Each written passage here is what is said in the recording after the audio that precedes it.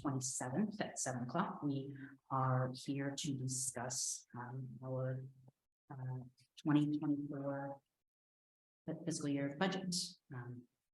We've got the agenda in front of us. Any changes desired? Not hearing any, we'll move along to action. Before we do budget development things, we've got a couple of action items. I want to remind this first item that's on the list is the personnel manual.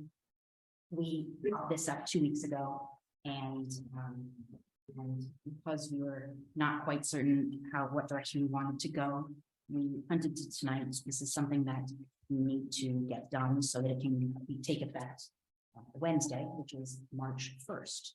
So that's the first thing, and then move on from there. So, Assistant Town Manager Caleb Euchre, you would like to share with us the changes and what's the question that we're asking tonight.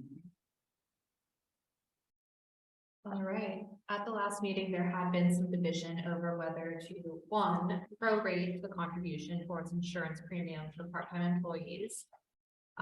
Council members were individually followed up with after the meeting and asked to assess their comfort with a variety of options. We did see consistent support for prorating the contribution to the insurance premium. There were a few people who had other opinions, but they did not have any other members of council who backed a similar suggestion. At this point in time, staff is reiterating its original recommendation to prorate the contribution towards insurance premiums for part-time employees based on the number of hours worked, provided the employee has a minimum of 20 hours per week. This is the original suggestion that was in several weeks ago, and we would appreciate a decision from council on how they want. Anything anybody wants to say, or does somebody want to make motions? Is there something to discuss? I just, one question. Make sure you know that. Yeah, a question about the problem. Oh, you want me to go? I'm sorry. I just want, no, it's just a question with regard to the assistant town manager. Does the assistant town manager have a contract? No, she does not. Okay. There's a letter basically just outlining the basic terms of employment as would be included in any employment offer. Okay. Now I just wanted to make sure because I know it was a special one set up for you. Right. Okay. Thanks. My question was, with the prorating for part-time, would that apply to anybody now and future? That would apply to everyone now in the future. There was not consistent support for grandfathering existing employees. It's just a broad policy for the town. Okay. Any other questions, or can I get a motion? I'll make a motion that we adopt the personnel manual resolution 2023-1 as it's been updated. We have it in front of us. Okay, need a second? I second it. I'm happy to second. Thank you, Donna and Lisa. All those in favor? Aye. Those opposed? Aye. Lisa, is yours an aye or a nay? Aye. Okay. All right, so the resolution is adopted. Moving on to the next item, Town Manager Matthews, the contract for audit services. Thank you. I think as you all may already know, state law as well as the town charter requires that the town have an independent financial audit conducted at the conclusion of each fiscal year. For the roughly last 8 years, we've been using SB & Company to perform the annual audit for us. Generally, audit services are bid out every 3 to 5 years. It recently came to my attention that we have not bid out the service for a number of years for unknown reasons. I'm imagining it just sort of got lost in the shuffle.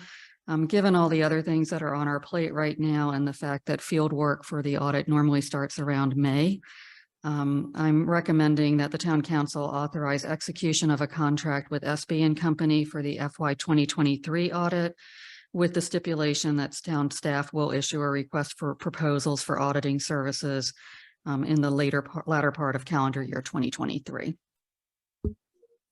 So I really appreciated the the presentation that they gave to us. Mhm. Whenever they gave it to us last Yeah. year. And so I definitely thought, at least from our perspective, that it felt like a, good fit. They seem to know what we needed and how to present Yeah. things. Anybody have any thoughts you want to share about the audit contract? So this is just for the single year, right? Right. I'm only recommending a single year because I do think this service should be bid out periodically. All right, anyone want to make a motion? Or do we? I can move that we approve this 2023 audit by same company as last year. Can I get a second?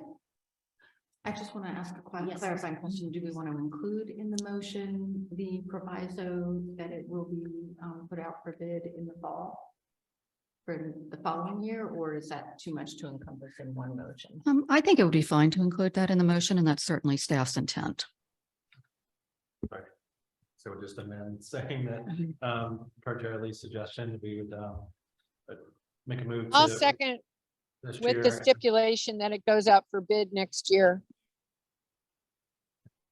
Thank you much. All those in favor? Aye. Aye. Thanks, Lisa. Aye. Does Steve get full credit? Aye.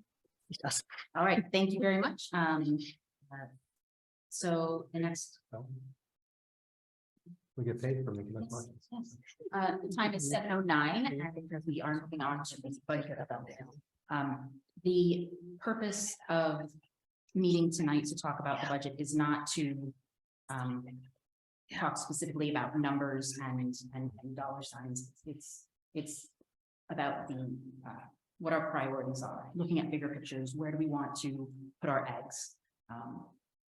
And so we're going to be talking about the various work that we're doing in town from an operational perspective, and then having to switch gears a little bit to talk about the bigger picture things that we have funds set aside for in the capital budget.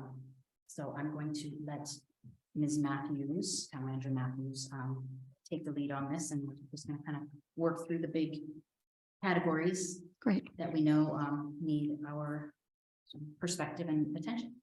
Great. Thank you. So I think the mayor already touched on some of this, but I just wanted to sort of go over what I'm hoping we get out of tonight's work session. So one is certainly for me to share any budgetary information that I have that's available at this time. Some specific discussion matters would be the real property tax rate for FY 2024.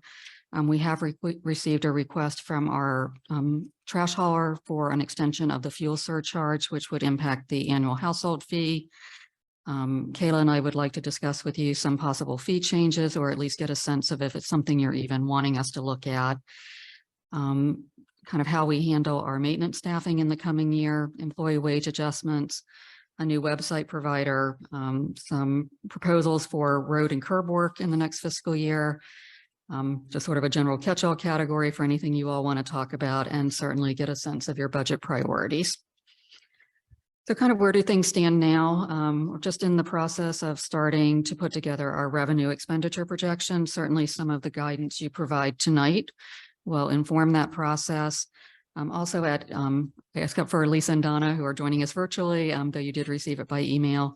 I did want to let you know that I did reach out to all the town committees, gave them an opportunity to offer some input into the development of the budget, and their submissions have been provided to you. So kind of starting with our the real property tax base. This is our largest revenue source, so it's certainly something to pay attention to. All town property was reassessed during calendar year 2020. And by Maryland law, any increase in new market value is phased in over the next 3 tax years. So FY 2024 will mark the 3rd year of that phase-in period. Just in the last couple of weeks, I did receive the information from the Maryland Department of Assessments and Taxations. It's what's referred to as the constant yield tax rate certification. And this is where they basically provide numbers on the current net assessable real property base, and they do some projections looking forward to July 1st of 2023. According to the state, they are projecting our net assessable real property base to increase by $5.3 million or 1.78%. Just as a reminder, our current tax rate is 0.2045 per $100 of assessed value. So I don't know if you all want to provide any guidance at this time in terms of just the tax rate. If you're kind of set that you want it to stay at the same amount, that would be good to know. I think depending as you go through your discussion this evening, certainly if there's any major new initiatives that you see the town undertaking, that would certainly influence where we set the tax rate as well. Joanna, do you want me just to sort of keep going and come back to issues, or what's your preference? Does anybody have, should we pause at this point? Does anybody want to talk about increasing the tax rate from the constant yield? Well, let me clarify. We would actually exceed the constant yield rate. It's actually slightly less than our current rate, but because the revenue that would be generated is less than $25,000, we don't have to go through the hearing and notification process. But the 0.2045 is slightly higher than the constant yield, which makes sense given that they're projecting that we're going to see an increase in our net assessable base. Okay, but do we want to make an affirmative decision to increase that rate Right. beyond what it would be by default? Right. Anybody? Make sure I understand it right. So the constant yield calculation is suggesting like we should have a higher tax rate No, or a lower tax rate. I would be lower. So what the constant yield process does is, as kind of the name suggests, it is a mathematical calculation done by SStat to basically say, to keep your level of revenue the same as it was in FY 2023, in this case, what would your tax rate have to be? So as your assessable base grows, obviously you pick up money. So the idea is in communities that would see larger increases than we do, is that it's kind of the sense that people say, well, our tax rate has stayed the same, but in reality, as you see increases in your base, you are getting more money, even though your tax rate is staying level. And that's sort of the underlying premise, is they just want that to be disclosed. If there's within a certain margin, you have to publish in a newspaper a certain number of times, hold public hearings. We're not subject to those requirements. So are we, so you're the 25,000 that you mentioned, that is the amount additional, like that's as much more as we were going to have, as we'll get. Yeah. What the state does is if your amount of revenue increase would exceed $25,000, then you're subject to the public notification process. It's like I say, you have to publish. You also have to hold public hearings. At the net assessable base that the state is calculating for us for FY 2024, our level of increase at our current tax rate would not exceed $25,000. So we're not subject to any of those requirements. So it's pretty stable, the amount of Yeah. of real property Yes. tax from last year. That's correct. Okay. So does anybody want to discuss raising that rate? Okay, just a question. Is the constant rate, constant yield rate, meaning is exactly that? There's nothing for inflation. There's nothing for No. anything. So Nothing. it's flat. Well, you get the benefit if you're in a community that's undergoing like rapid growth. They do give you kind of some credit or a break, if you will, for any kind of new development as that gets phased in. But no, they don't take into account inflationary impacts or anything else. It's strictly what is your base, what's your tax rate, how much revenue do you generate? So looking at what we've just discussed, if we were to stay at the number we've got, the tax rate we have right now, we would only have a 1.78% increase in our revenue. I kind of Give or did. take. Yeah, the 1.78 is really tied to the assessable base. I think when you get to a different part in the conversation, if you are okay, once the screen comes down, I have a little easier time accessing my files. But yeah, I'm not sure if that mathematically it turns out to the same thing, but it's probably very close, Phil, It's in the it's within ballpark. the ballpark somewhere, so we're not getting. We're right. not getting a windfall. Yeah. It seems to me like it makes sense to, I would think, I don't see a reason to change it, like there was. For those that weren't on the council at the time, it used to be 0.21. Right, I think that's right. And a previous mayor, I think it was around the time that major federal tax changes were happening, that mayor had suggested dropping it to 0.20, and then another previous mayor went through a very long process to move it back up almost halfway to 0.2045. Okay. It doesn't seem like, I mean, well, so far we haven't talked about Right. any spending, so there's nothing really to say, to drive that conversation. So maybe this is a question for after we talk. That's what I was thinking. Yeah, I just wanted to, it is our largest revenue source, so I kind of figured it was a good place to start. But I think as you talk about your priorities, and obviously if there is something that's a major shift, that may influence how you feel about this. So we can certainly mark it as an item to come back to. Donna or Lisa, is there anything you wanted to add before I move on? I don't want to ignore that you're out there. No, thank you. I believe the other council members and mayor asked the questions I had in mind. Thank you. Okay. So local income taxes are our second largest town revenue source. As we've talked about numerous times, this is an incredibly difficult revenue source to project, even under normal circumstances. The process of projecting became even more complicated during the pandemic and in its wake. As you may recall, all of us in Maryland got an extension to file our personal state income taxes. There were also extension deadlines at the federal level. During the pandemic, the state of Maryland largely suspended its compliance efforts in terms of collecting any delinquent taxes. Those have now resumed in FY 2023. So you are seeing kind of collections from prior year from people who did not file or understated their income. So this is just going to make the projection process a little bit more complicated. When you see the financial report for February, which we'll be discussing in just a couple weeks, you will see that our 2020 receipts are significantly higher than for the same period in FY 2022. Some of that's just a matter of timing when the checks come in or hits our bank account. But I do, just as we go forward and you talk about this in the coming months, I do want to just say that looking at 2023 and where we are now compared to prior years isn't necessarily a good indicator of where we will be for next year. So that's just more my cautionary note. Other revenues, highway user revenues, we do get periodic updates from the state.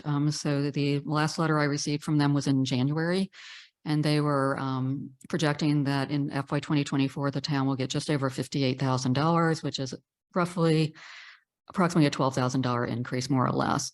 One of the things I did want to note, because I am talking to Mary Retke, our accountant, who all of you know, is how to account for this. The town has always accounted for highway user revenue as just kind of in our general bucket, if you will, of revenues.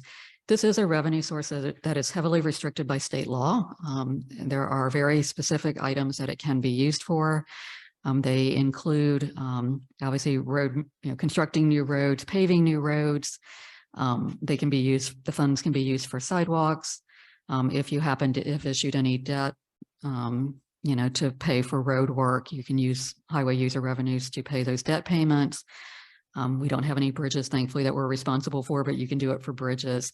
My conversation with Mary has centered around the fact that as will be the case this year, if we don't have any road paving projects or any sidewalk projects, that funding really at year end should basically be moved into a restricted fund so that it doesn't inadvertently get used for a non-legal purpose.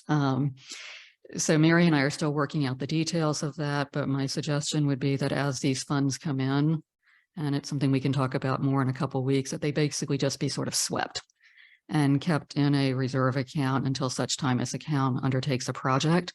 The state does allow you to accumulate highway user revenue funds, but they basically can't be held for any longer than 10 years. I don't think that will be an issue for us, but there is a report that I am required to file every year, either saying that we've spent the funds and what we spent them on, or that we have put them in a reserve account. And I went back and looked at the state guidance earlier today.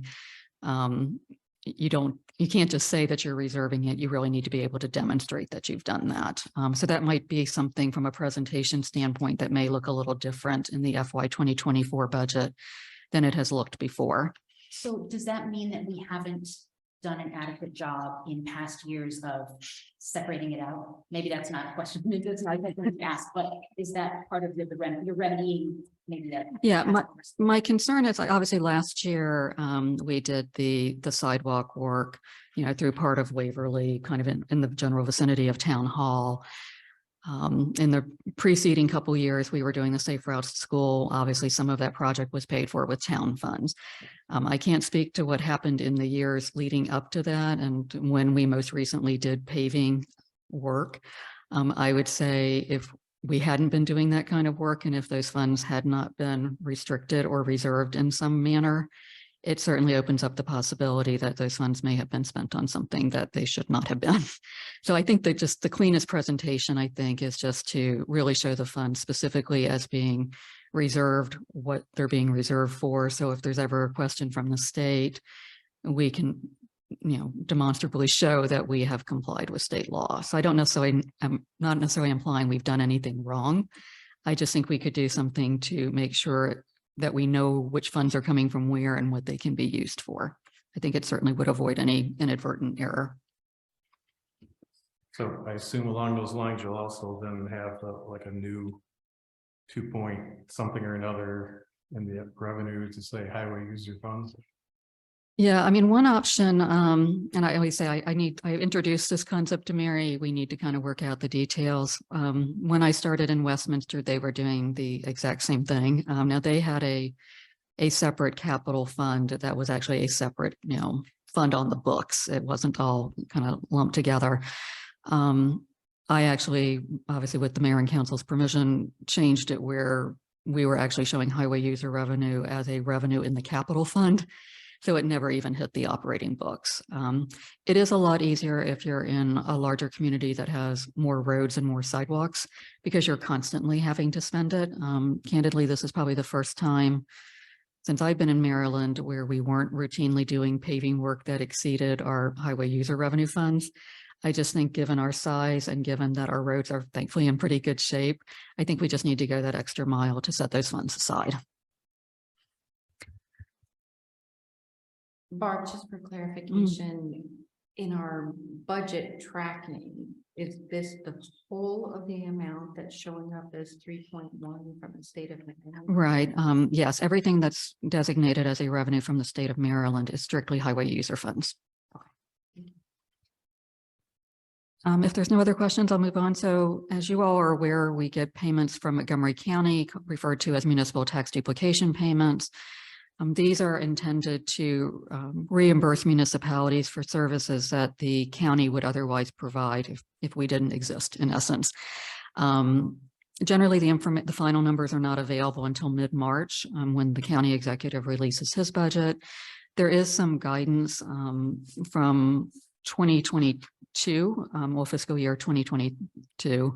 That is, some of you may recall about a year ago, the county council did two things. They passed a supplemental appropriation bill in the amount of $5 million and basically gave all the municipalities kind of a catch-up payment on municipal tax duplication payments. This issue has been debated for as long as I've worked in the state. The county, also put in place a separate expedited bill around the February-March timeframe of last year with an attempt by the county council to kind of finally resolve the dispute that has been longstanding with municipalities over what they're getting paid and how they're getting paid. For basically several categories of tax duplication payments, the county council in their expedited bill materials essentially set up a schedule where they would ramp up over the course of a couple years to essentially bring municipalities up to what full funding should be. And then there would essentially be kind of almost, inflationary adjustments. The town currently only receives one category of tax duplication payment, and that is for road maintenance. As I said, FY 2024 will be another part of that kind of step up transition that the county council thankfully approved last year. based on the numbers that they had released last year when they were considering the expedited bill, I think we'll get about $11,000 more in a road maintenance payment for FY 2024 compared to 2023. And then I think there'll be one more ratchet up in FY 2025. I have in November, I guess it was, there is a process where if you believe you're eligible for a tax duplication payment that you haven't received, you need to file it. I believe it was by November 15th. I did file paperwork with the county by the deadline to request that we be considered for a park maintenance payment for Cambria Park specifically. I'm not sure where that stands. I think the county staff, quite frankly, was flummoxed because no one has put in a request for a park maintenance payment in decades. So what they From anywhere or from? anywhere. Oh. They just have, so basically somewhere decades ago, certain municipalities started receiving park maintenance payments. Tacoma Park was one of them, for example. When they did the expedited bill last year, they looked at those amounts and basically figured out how they should adjust those payments. But I think over the course of decades, and I've served on a couple of task forces over the years trying to figure out how to calculate these payments. I don't think the county staff knows quite what to do with it, quite frankly. And they told me that. They're like, well, we haven't had to do this. So the deadline was approaching in November. They didn't have a process yet. So basically I took a screenshot of our page from our website about showing our parks and said, well, since you don't have a process and I've got a deadline, here's what we've got. And we're asking for a payment. So I've put a couple questions into county staff asking where this stood. I know they're reading them because I had read receipts on my emails. No one has responded yet, and I'm guessing that they're still trying to figure it out. We will know where it stands probably on March 15th because that's when the county executive releases his budget. So I have my fingers crossed, but I'm not quite sure where it stands at this point. I don't think they do either. My guess is a good one. Because these are duplications, we're basically being reimbursed for work that we're doing that would otherwise be paid for by the county. So they're not restricted. So these funds can be used for anything. Yeah, it's not restricted in the same way that highway user revenues are because there's an annual report. Really what the county does, and I'll focus on the road maintenance payment since that's what we get. The county has a formula where they average their prior 3 years of their per lane mile cost for maintaining county owned roads. And then they look at how many miles of road we have and they apply that standard. I think the county makes the payment basically with the understanding that don't ever come back to them and ask them to pave the roads. But I think they certainly recognize in smaller municipalities that you're not going to be doing paving every year, for example. I think Lisa, do you have a question? Do we have any other parks that would be available for this repayment than Cambria Park? What I sent them, Lisa, was information on Cambria Park because based on my knowledge of how park maintenance payments have worked in other communities, it's probably the best example. Our website also provides information on Porcupine Woods, because certainly it doesn't have to be an active park. It can be kind of a passive park, which Porcupine Woods would count as. The other parks that are, in Garrett Park, as many of you know, are park and planning parks. So we would not be eligible for that because we don't really maintain them, with the exception of Garrett Waverly Park. You'll see our folks out there mowing, collecting leaves, but that's actually governed by a memorandum of understanding between us and Park and Planning. We do own one of the park lots. We own the lot that the building's on, we own the lot that the driveway's on, and we have the next lot owner, which covers most of the grass area. And then the tennis courts and then part of that grass area is owned by them, but we've been paying it under the MOU for years.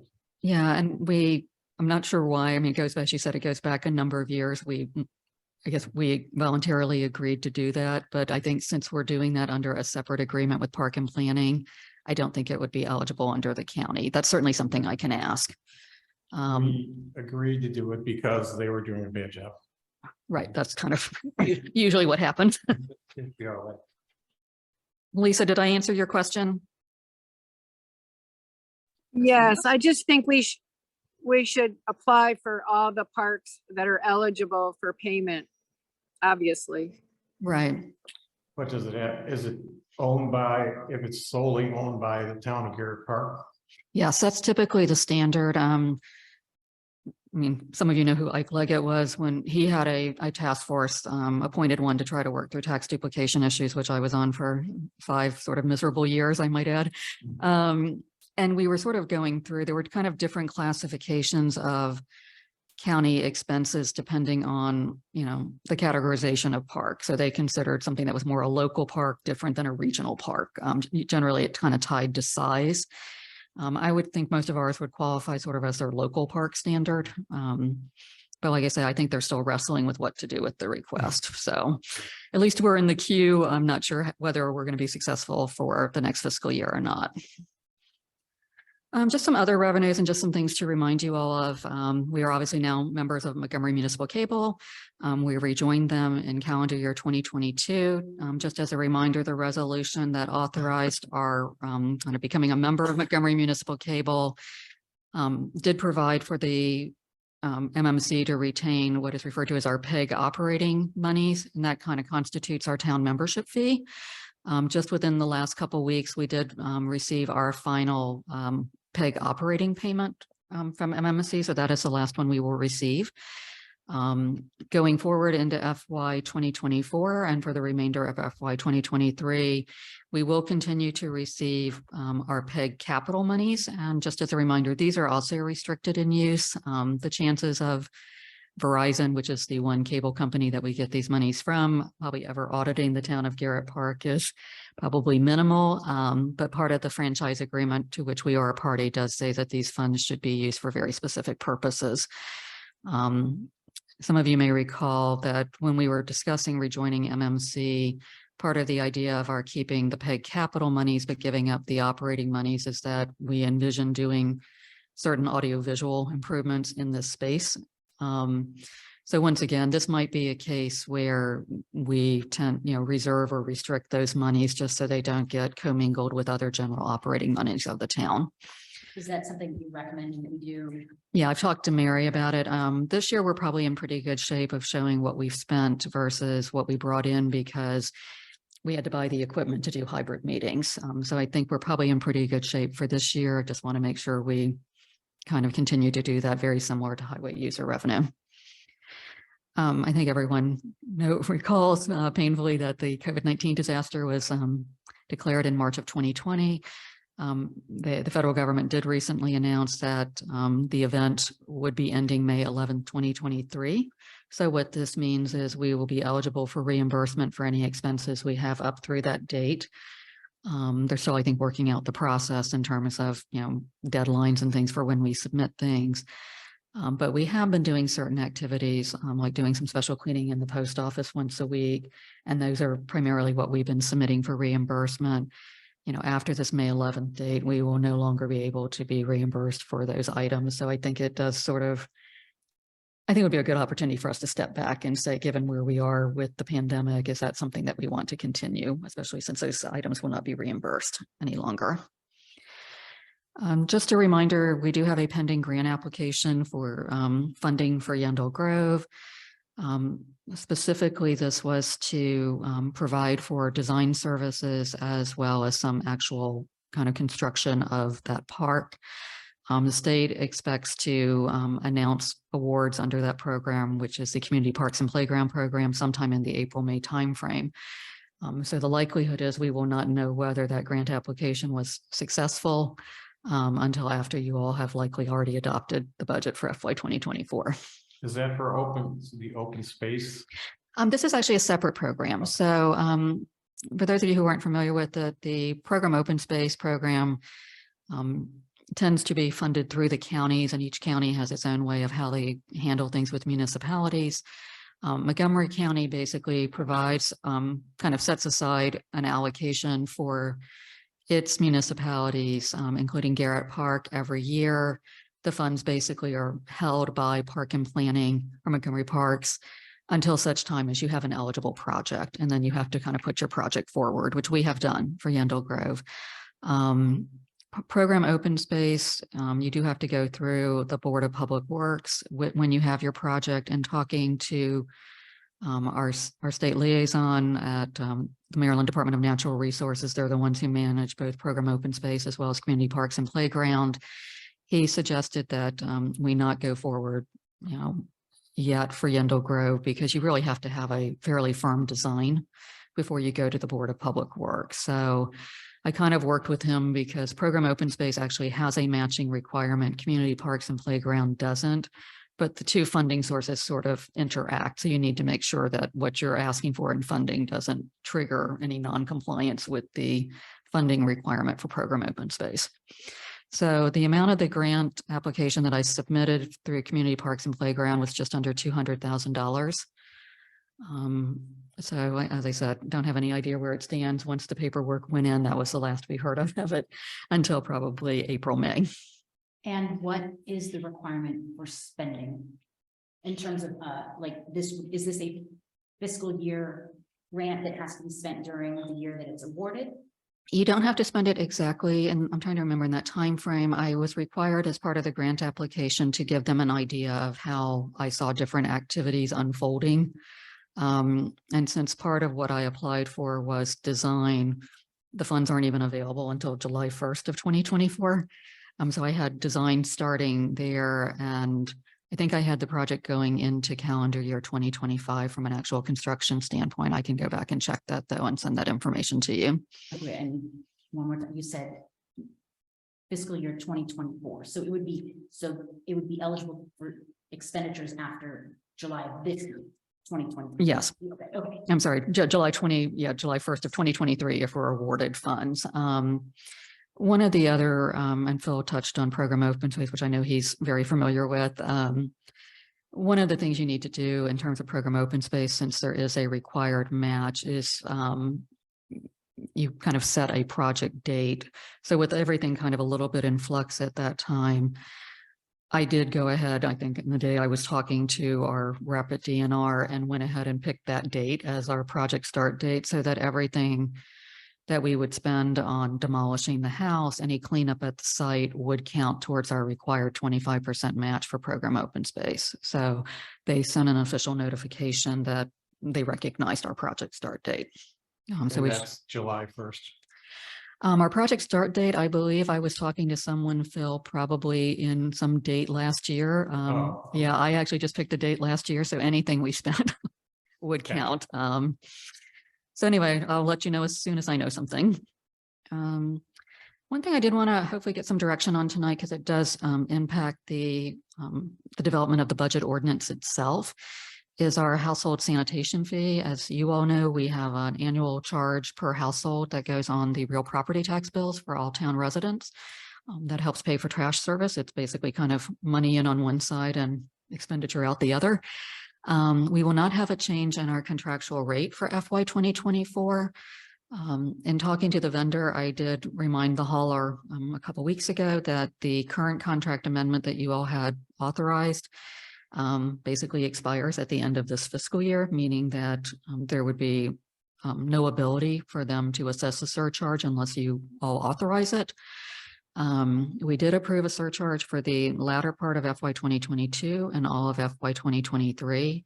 While gas prices have come down, if you watch diesel prices at all, they have not come down anywhere near as much as what we're using to fill up our own cars. So the hauler has advised me that they would ask that you all extend the surcharge for FY 2024 under the same terms and conditions. You may remember that we have a kind of a tiered approach, which I believe former Councilmember Grande had recommended. So sort of their break even, I believe, is like 360. Anything above that is where they start kind of having some issues. So it kind of caps out at $1,500 a month, but there's a tier that ties to $1,000 a month and another tier that ties to $500 a month. So that is a request that the hauler has made. Certainly, if you all were to extend that fuel surcharge into FY 2024, that would certainly have an impact on what we set the annual household rate at. So that would be kind of important tonight, that I think I get your direction on that issue, if nothing else. Because that fee is included in the actual ordinance that you all would be introducing in March, hopefully. Shall we discuss that real quick and get that out of the way? That would be great. All right, any thoughts on having a continuation of the fuel surcharge for our trash and recycling haulers? Barb, could, Mr. Chair, I have a question. Barb, could you give us some specific numbers of how this has actually played out over the last year? Yeah. For 3 years? Yeah, so ever since you all authorized the initial implementation of a fuel surcharge, that was right around March of 2022. So at that point, we had already set the annual household fee, so the town just kind of basically picked that up, if you will.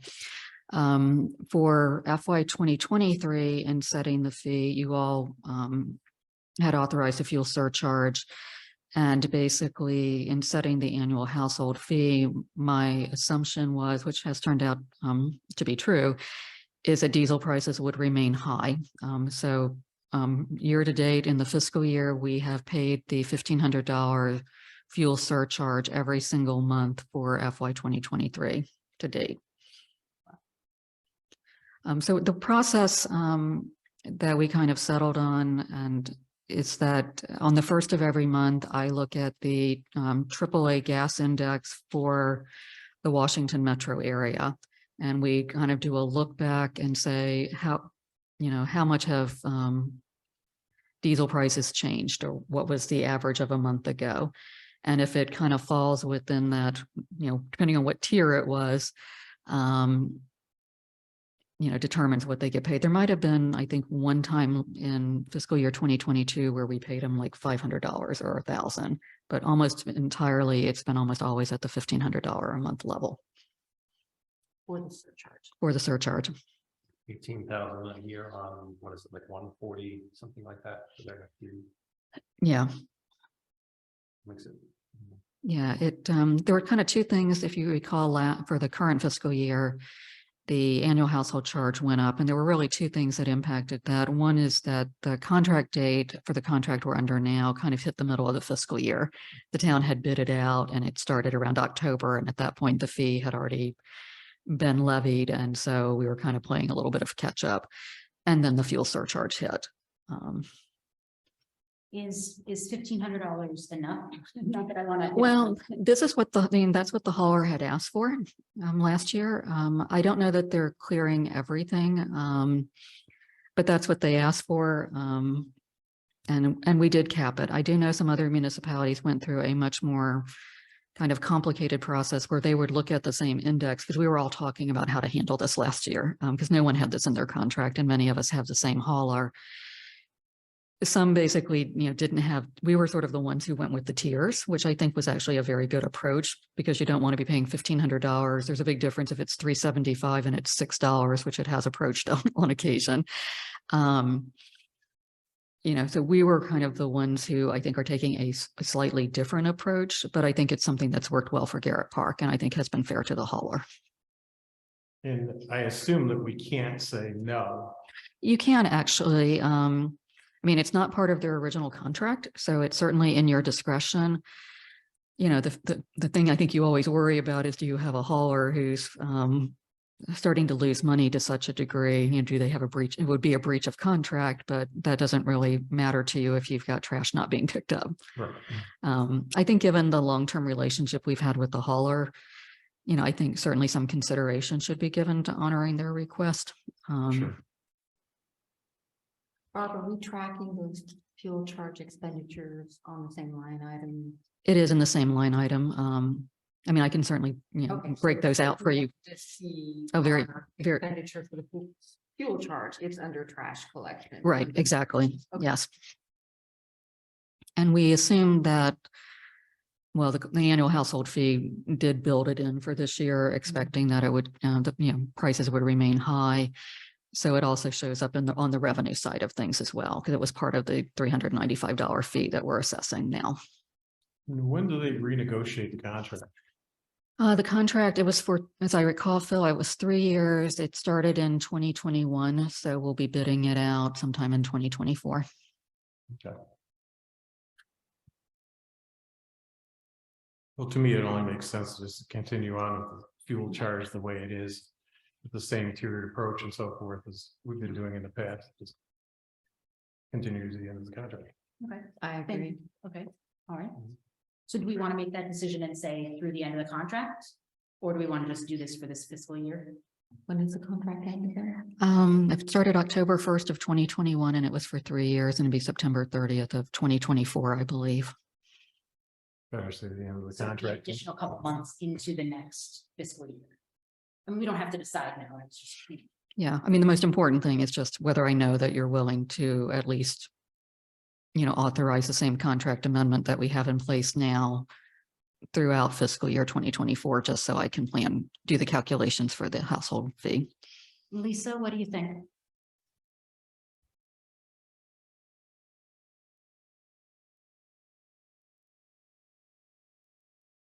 Or Donna, thoughts about continuing to provide the surcharge or provide it, but. Pay the I think surcharge. at this point, considering that they are utilizing diesel, unlike most of us, and it's considerable price hike. It makes sense to continue it. All right. Steve? Thank you. I would agree. I think it makes sense to just let it go for 1 year, and it sounds like there may be an RFP process for getting it out again Mhm. this time next year around the budget time anyway. Agreed. Lisa? I guess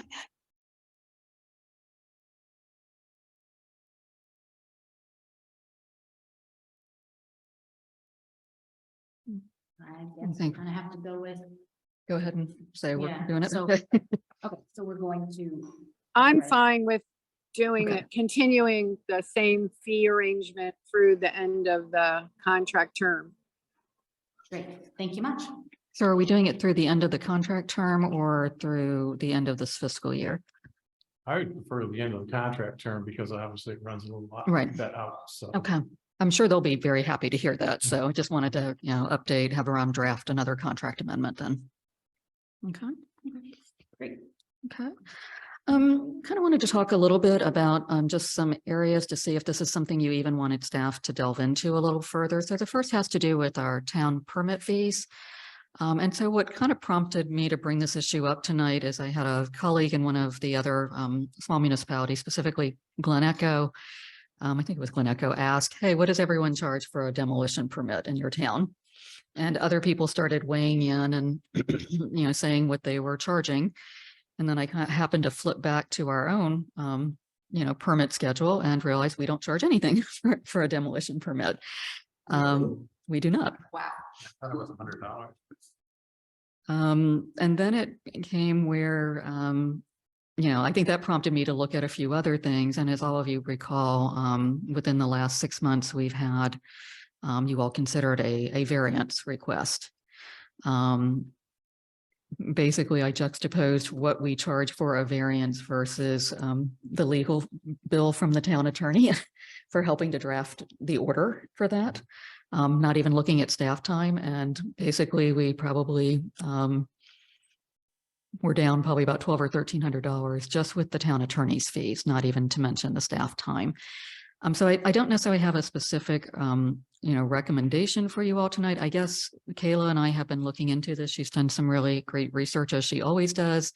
But is this an area where you would like us to come back and maybe bring you some suggestions at your meeting in March of some areas where we think fees possibly should be adjusted? And certainly I would say the fees run the gamut, across the various municipalities. So the piece of this that I would like to make explicit, whichever direction we go, is to me, the question is, do we want the fees to pay for staff time required to process them or legal time or whatever? Do we want that cost to be passed on to the person who's making the application? And if so, maybe what are the ways that we could do that? If there's sort of a tiered approach to that, if it's a run-of-the-mill like it could be that a demolition permit takes 5 minutes and it doesn't require anything, maybe we keep that at 0. But if it's something that is routinely takes more time, whether staff or legal or anything else, do we want to pass that on to residents, or we want to absorb that? Yeah, and if I may just add on to what Joanna said, I mean, I think the way some governmental entities look at it, and I don't think there's one size fits all, but sometimes when you look at what you charge for fees, you sort of look at it in the context of, is there a broader community benefit to the work that's being done by staff or by the town attorney? Like who is the beneficiary of the request? And oftentimes if the beneficiary is the specific applicant, but not the community as a whole, then you tend to lean towards having them, kind of bear more of the freight, if you will. So two thoughts I had. First was I don't know when the last time we updated the fees Right. was. I did look at the consumer price index, and it looks like basically if we just assumed, I just went from June of 2013 to July or to January of 23, because that was the last time they actually had a set of numbers. And so it looks like that's 128%, another 28% increase, basically, if we were to just keep ourselves at a constant spot. The other thing I had thought of too is for the variance, maybe looking at like 50% or some percent of the fee that they paid for whatever it was that they're building or constructing. It's interesting you say that, Phil, because certainly some of the, looking through some of the information Kayla collected, not necessarily with a variance, but, oftentimes some of the permit fees are somewhat a function of either square footage or the size of the project. Since we're talking about variances, I would just, these are ones that have flat fees like Garrett Park does. Martin's Additions charges $1,500. The town of Chevy Chase charges $400. Chevy Chase Village charges $300. We included Laytonsville, they're $50. Chevy Chase Section 3 charges $25. Kensington charges $250. Chevy Chase View charges $1,700 for a variance. And, Chevy Chase View was 1700. Yeah. Yeah, I do think variances are sort of in a category all their own, just because of generally, undoubtedly the town attorney is going to be involved, just due to the nature of it. Any ideas to what the average town attorney's fee has been? I'm sorry. Any ideas to what on average has been charging to do the right? We haven't had that many. I could probably go back pretty easily through the records. In the case of the most recent one, Ron's time was, he had to watch me. I certainly pegged for him that section of the meeting. I sent him the background materials that were included in the agenda packet. And then it was his time drafting the order. So my recollection is he probably spent 5 or 6 hours by the time he undertook all those activities. And certainly I think with a variance, there's a little bit more time involved, from a staffing standpoint than a fairly simple permit. I mean, we are very lucky that, we have a very strong land use advisory committee, particularly our chair. And so they take a lot of the lift that in many communities you would have to hire someone to review. So we're very fortunate that we have them to help us with that part of the work. So as I said, I don't know that you have to make a decision tonight. It's just, this is something you even want us to bring back to you. And I think to Phil's point, I was recently, because there were some questions, I think when we were looking at some possible code amendments back in the fall, and I think it was Jerry Lee who asked about parking fines and, what would this do to that?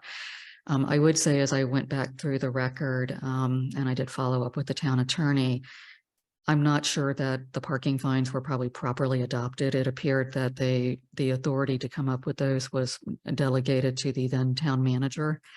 And Ron Bolt kind of confirmed that it would probably be better to take all of the fees, perhaps as part of this budget process. Oftentimes when you adopt your budget, there is a separate fee resolution that is adopted every year. And some of that It's just to make sure all the fees in any municipality are properly constituted. But it also sort of jogs your mind to say we should probably look at these sometimes. So my thought is, depending on what you want to do with any of the items we're talking about, is to kind of roll, whether it's our current fees or if it's ones such as parking that were, may not have been properly constituted, is that we roll those all up into some type of resolution that is adopted kind of in conjunction with the budget this year, just so there's a clear record that you all have approved everything. Makes sense. Yeah, I should do that. And there were some other issues that I don't see listed here, but I think have come up in the past too, kind of getting a bond for protecting trees and so on. Right. As the fees on that were really antiquated. And to me, just off the bat, just $50 for variance doesn't make any sense. Right. I think some of those others are high, but maybe we're in the lower range of that. We should at least recoup some. Right, at least part of it. Yeah, so my thought is if this is something that you all are interested in is, Kayla and I can do a little bit of a deeper dive into the research she's already done, possibly bring something back for you at your March meeting, not a resolution, but just possibly some suggested changes, have some discussion about whether you agree with staff's recommendations or not, and then we could basically come up with a fee resolution for adoption in April. When you actually approve the budget. Lisa has her hand up. I'm trying to make sure I keep an eye on that. Lisa? Thank you. Thank you, Barb.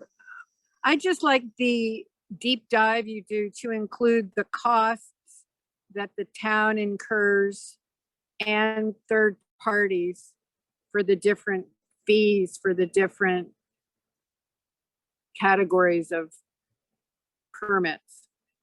Are you thinking, For the Lisa, background information. Lisa, when you say third parties, are you talking about like the town attorney's fees? Correct. Okay. Yeah, we typically don't involve the town attorney except when it's a variance, but we can certainly pull that information together. Right. Hasn't been too many. It would be helpful.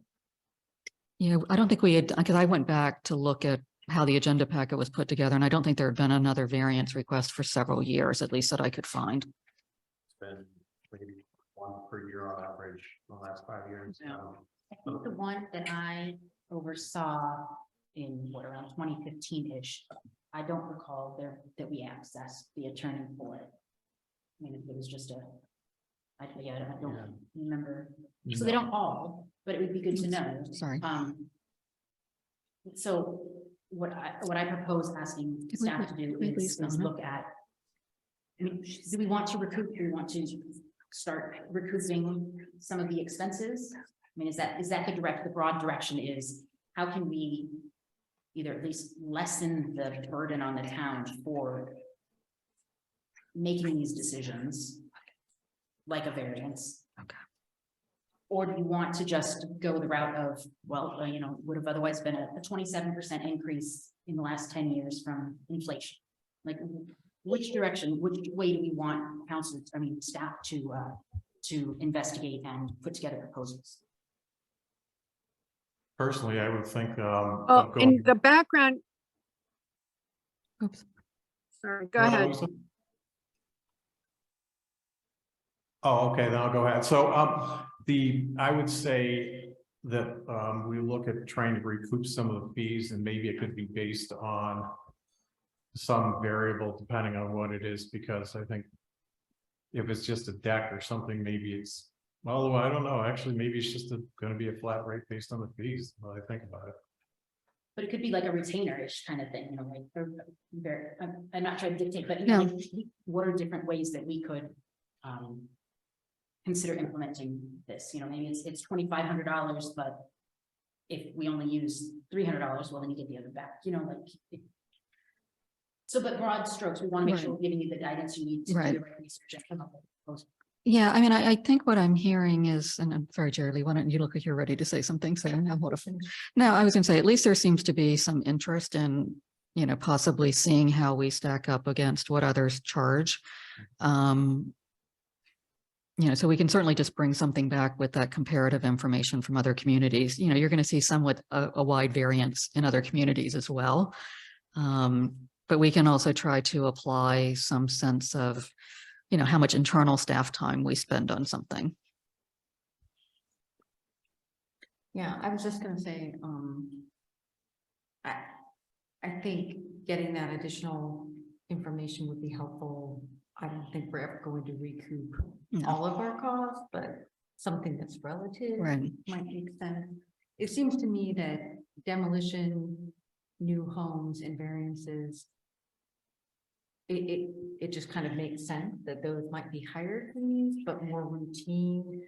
And our fees currently, other than variances and demolition, already reflect this, but more routine permits. I don't think we want the fees to feel punitive Right. to residents, right? If I could jump in, just because I have the information at hand. Yeah. A lot of communities, even if they do have the higher variance or demolition, do have much more, we'll call them palatable fees for permits. I will return to that in a moment. A lot of places for like a deck for a porch will say $75 if you have a pod or something set up. So we do have the option to explore and run the range, and Right. when we start coming back to you with data and options in March, we will kind of do it with the focus of. For the big things, let's obviously have something reasonable and proportionate, and for the routine, let's not be Right. overzealous. I mean, to be kept in perspective too, because we do a permit, it's really a check on our setbacks, our landings, it's not on construction, so we rely on the county Right. oversight, Right. Department of Permitting Services, so they're the real on top of that. Really. Correct. Other things, but some of these other ones we have zero, they make more sense to have a little bit of time, because like every time I think we do a curb and street cut, I'm pretty sure the maintenance staff has to go out and look at it and Right. stop what they're doing. Demolition, a little bit the same. The demolition permit is really, the whole purpose that was put in there was just to make sure that there's public notice that a house will be demolished. Right. There's, unless it's on the, specifically a house on the county historic master plan, there's nothing. Right. We can't say no, but it's really just to give that 30-day window, so people aren't surprised. So that probably still makes sense, have a nominal fee for that.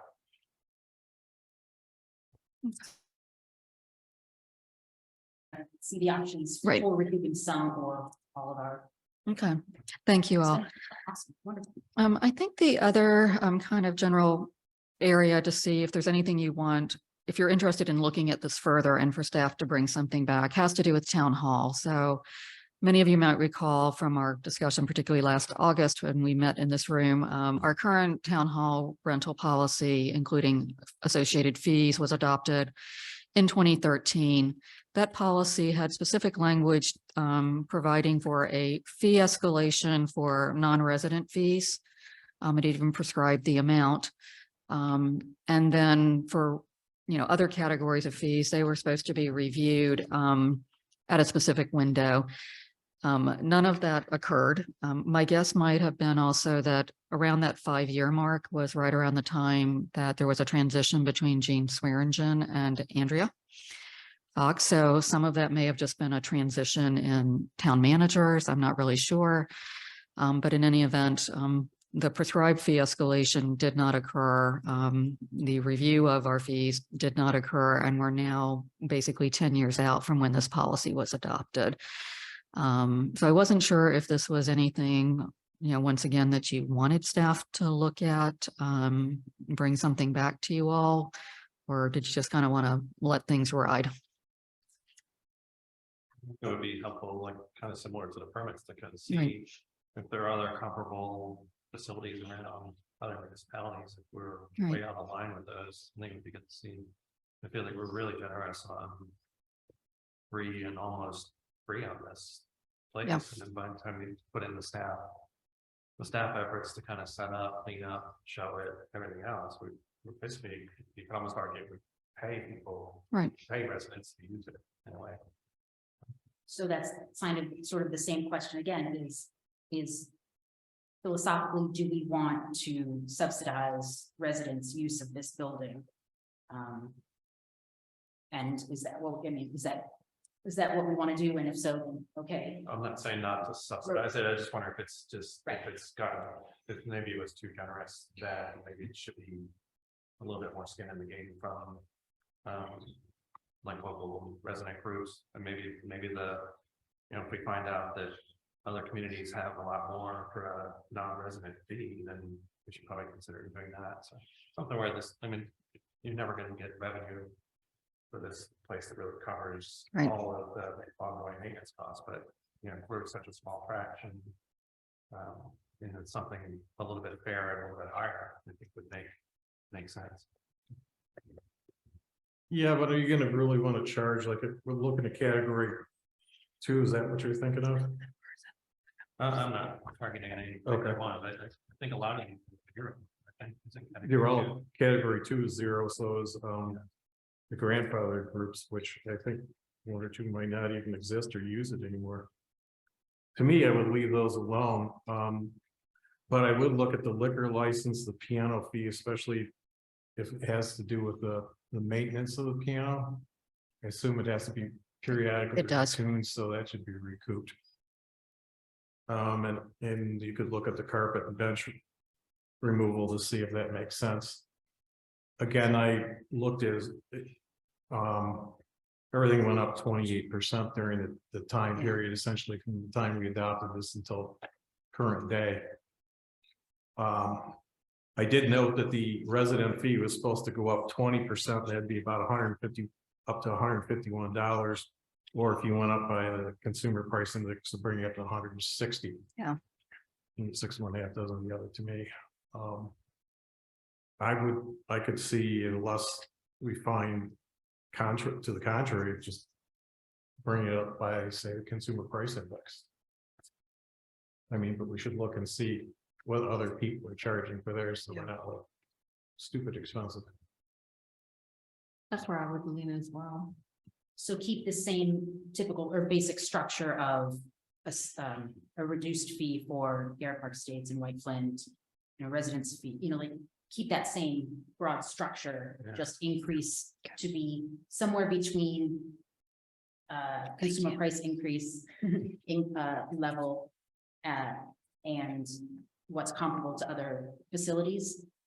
I would be requesting look at least doing a raise up to 2023 range of dollars, but also like if we find that, say Somerset, I don't know, any of these other communities have something, but if they have a comparable facility and they're charging 3,000 and we're charging 600, maybe we don't change it to 3,000, but I think we should at least talk about that. And if they're like local communities are, paying a nominal fee, but at least it's not free. It's nothing painful to say it's $30. And maybe you ought to consider that too. It's a pretty large bill we're looking at to do a meaningful renovation of this place. And it seems like the town wants conflicting things. They want it to be basically free, but a lot at the same time. Yeah. And usually the world doesn't work that way. I see Donna. Yeah. Has her hand raised. Thank you. I appreciate that. Well, I agree. 2 points. Yes, looking at what comparable prices and perhaps even out whether other locales also break down by internal, mid, and external fees like Garrett Park.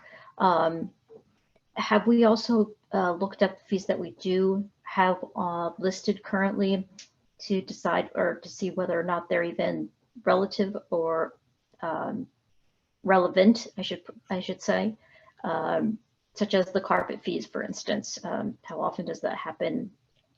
And converse, opposite to that, are there fees that perhaps we haven't taken into consideration? I'm not keen on raising prices too much, especially since the state of the town hall is not perfect. But wanted to, like I said again, check if we've looked into the schedule of fees and whether or not they're relevant, and if there are other additional fees perhaps we should take into consideration. So it sounds like we would like staff to look at options Okay. for fees for town hall. Yes, please. Okay. Kind of moving That doesn't along. necessarily mean we're going to reach the levels. I just putting in a caveat, not necessarily meaning that we need to reach Right. those levels, but to have that information is very, very useful. Okay. So the next area, and just kind of wanted to introduce, I think all of you recall Butch Frost obviously retired back in last May. Just due to kind of timing and what the labor market was certainly looking like then. We are using contractual resources right now to kind of fill the gap from Butch's departure. That has worked very well. I think most of you know we're using Walters Landscaping, and obviously JC knows the town quite well. So it's been kind of a seamless kind of working relationship with George and with Frank. It has allowed us to basically, kind of tackle some projects that they were a little bit behind on, including things like, weeding, mulching, some of those type of things. In talking to George and Frank recently, I think the question has come up of like, what are we going to do for FY 2024? So the budget as it stands right now in FY 2023 does anticipate continuing to use contractual services through June 30th. And the mid-year budget adjustment that you all adopted moved all that funding in that manner from the staffing line item. So I think the question now for the budget is, do we hire a third staff member, particularly I think with an aim for succession planning? Do we continue to use contractual resources for FY 2024? I think I do think we need to be sort of looking ahead for succession planning. I don't anticipate that we'll necessarily have any changes in FY 2024. So we can probably get through that year, no matter which option you all are more comfortable with. But I do think beyond FY 2024, we need to start bringing somebody on board and kind of integrating that individual, into our operations, just with an eye that we will probably have some changes in 2 to 3 years. Are George and Frank good with continuing with the contractual thing, or have they expressed a preference? They are fine either way. I just had a conversation with both of them Friday morning about this. I think if we were to use contractual services, I think they would like to continue to use JC. And I will confess to my own probably oops, we probably should have brought those contracts to you for approval just due to the dollar amounts. I think if you all would want to bid that out, I think their opinion would probably change. I think there's a comfort level with JC, with the quality of the work that he does. He's obviously known to many people in the community. So that's been pretty seamless. I don't think they have strong feelings of what we do for 2024.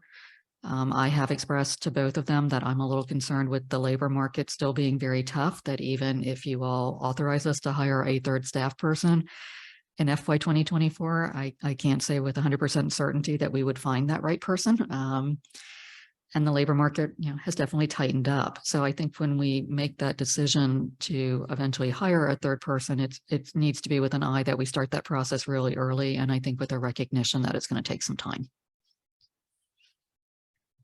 Or have you been able to parse out how much we've been spending using contracts versus what we were spending on salary and benefits? I realize that it's a little bit unique since Butch was this very senior member of the staff, et cetera, but it still would be helpful to have that comparison. Yes, what I can do, and I'll get that information to you later this week. We basically have a weekly cost with JC. So we used him initially for mowing activities. There were prescribed areas that he mowed. We have a signed contract with him. So yeah, I can put that together very easily. I think as you indicated, Jerry, I think the biggest issue is, the position that Butch held and his tenure with the town. I think if we were to hire a third staff person at this time, it would probably be the term that the staff kept using. And it took me a minute to make the connection between the former staff member, who I believe was Jose, and they would say, we need to hire a new Nevy. And I was trying to make the connection, and Nevy was Jose's nickname, apparently. So I think we would be hiring probably not someone to replace Butch initially. It would be someone kind of to work under, under Frank probably, and kind of start that transition. But certainly that would be very easy to give you the contractual data. We can give you probably an approximate idea of kind of what the labor market is for the level of position we would be hiring.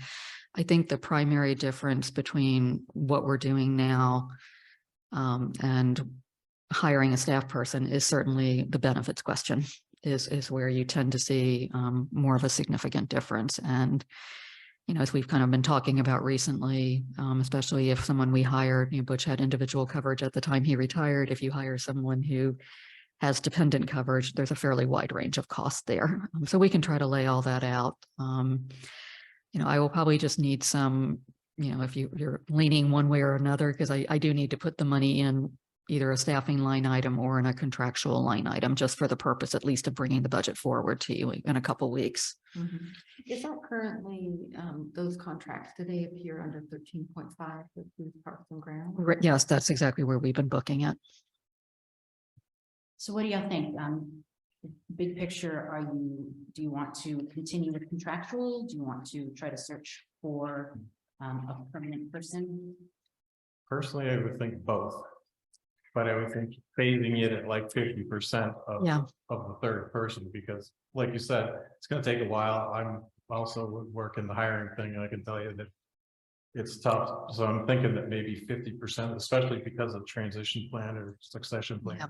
I'm actually smiling, Phil, because I actually had the same discussion with George about, well, maybe what we should do is continue using JC until we get through like the leaf season in the fall, and kind of start targeting bringing somebody on board in early 2024, so they have a chance to kind of work together. Right. So I think, Donna, you have your hand up. Yes, thank you. I was also wondering if it was taken into consideration the supplies and equipment that our ground staff have, and whether or not that's actually perhaps a reason for what they can and cannot do. And just having observed other counties, other locations, I do know that and we are a town of trees and leaves and grass all over the place. We don't have maybe the newest or even any equipment that would possibly facilitate their work. No, and I appreciate, Donna, that's a wonderful segue, if I might. So that was a specific issue I also talked to staff about. Any of you who know Butch was certainly very frugal, which had its pluses. It could also have its downsides. So George and Frank, and this is something we would like to, the funding is available in the capital budget. They would like to proceed with buying some new equipment regardless of what your decision is. Specifically, George has been doing some research on a zero-turn ride-on mower. Essentially what he told me is that would double the area that they themselves can mow in less time. The mower that it would replace is a 14-year-old walk-behind mower. I think we have another vintage one like that. They don't need to be replaced quite yet, but the cost of the zero-turn ride-on mower is about $8,000. What George had told me is that this issue, and Phil, I'm going to look to you because you're my historian here. This might have actually been talked about a couple years ago during Andrea's tenure, and it was approved. So I said to George, then why didn't we buy it? And I'm not sure he knows exactly. But apparently he indicated that his understanding was there had been some discussion between Butch and Andrea at that time, and possibly the mayor and council. And when we bought the new chipper. Yeah, I'm not sure. So There's a truck too. There's a truck, a chipper. Yeah. Definitely want to encourage. I just, even by observing what, putting mulch down into like Porcupine Woods, it was all being done by hand, which I really honestly did not understand, knowing full well there's equipment that's not going to break the bank that would have been much easier than, wheelbarrow by wheelbarrow. Yeah, so they wanted the zero-turn ride-on mower, and like I said, that has a cost of approximately $8,000. I think George has been in touch with the vendor. Obviously, we have not ordered anything yet pending this discussion.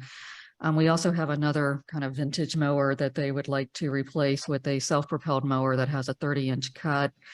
That has a cost of approximately $1,800. So we're looking roughly $10,000 for some new mowers. We do have in the capital budget account currently an available balance of just under $24,000. So I think even if we continue to use contractual services for at least part of fiscal year 2024, I think with the purchase of this equipment, we would probably kind of restructure those contracts and have Frank and George at their request mowing more areas than they have been doing, just because they would have better equipment.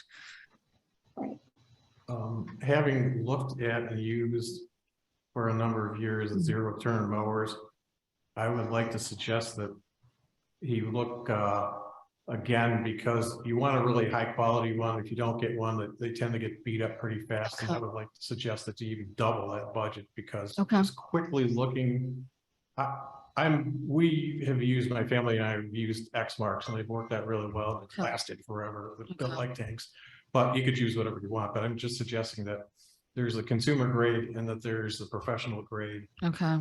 And I'd rather see him get the professional grade because it'll last longer than consumer grade, because I know those will fall apart. Same with the lawnmower. And the other thing that I know they didn't have, and we had joked around a little bit, but I do believe it would be a good thing to have, is to put in some money for a pressure washer. Okay. Because in the past they've been using Butch's pressure washer.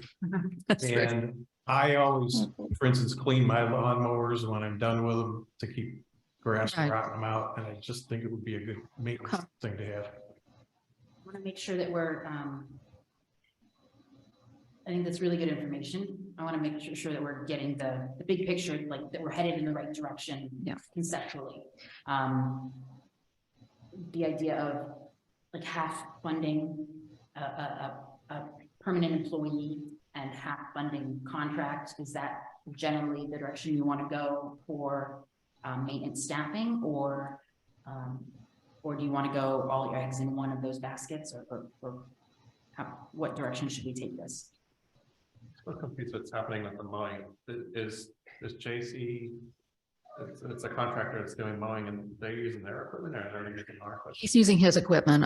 So I'm going off memory here, but JC has been mowing Strathmore, which obviously is state right away, but we all know why we're doing it. I do have, as part of the MOU request for the trees, a request to be reimbursed by the state for our mowing activities on Strathmore. So that's still pending. But he's been mowing Strathmore, the ball field, and I believe the community center property, as I recall. And then the guys have been taking care of everything else. And it was followed a fairly similar pattern, helping with leaf collection back in the fall. So if they got the new mower, then they would stop using the contractor. They would do it in-house. They would probably still use, I'm just going to say JC, just because we're using a name. They would probably still use JC to do some mowing. I think with the new equipment, I think what he's been doing would probably be scaled back somewhat, because the guys feel they could handle some of the property in a much more efficient manner. It's an all-day affair. Every time they do travel, it's an all-day affair, and the ball field is too, by the time you get there and get out.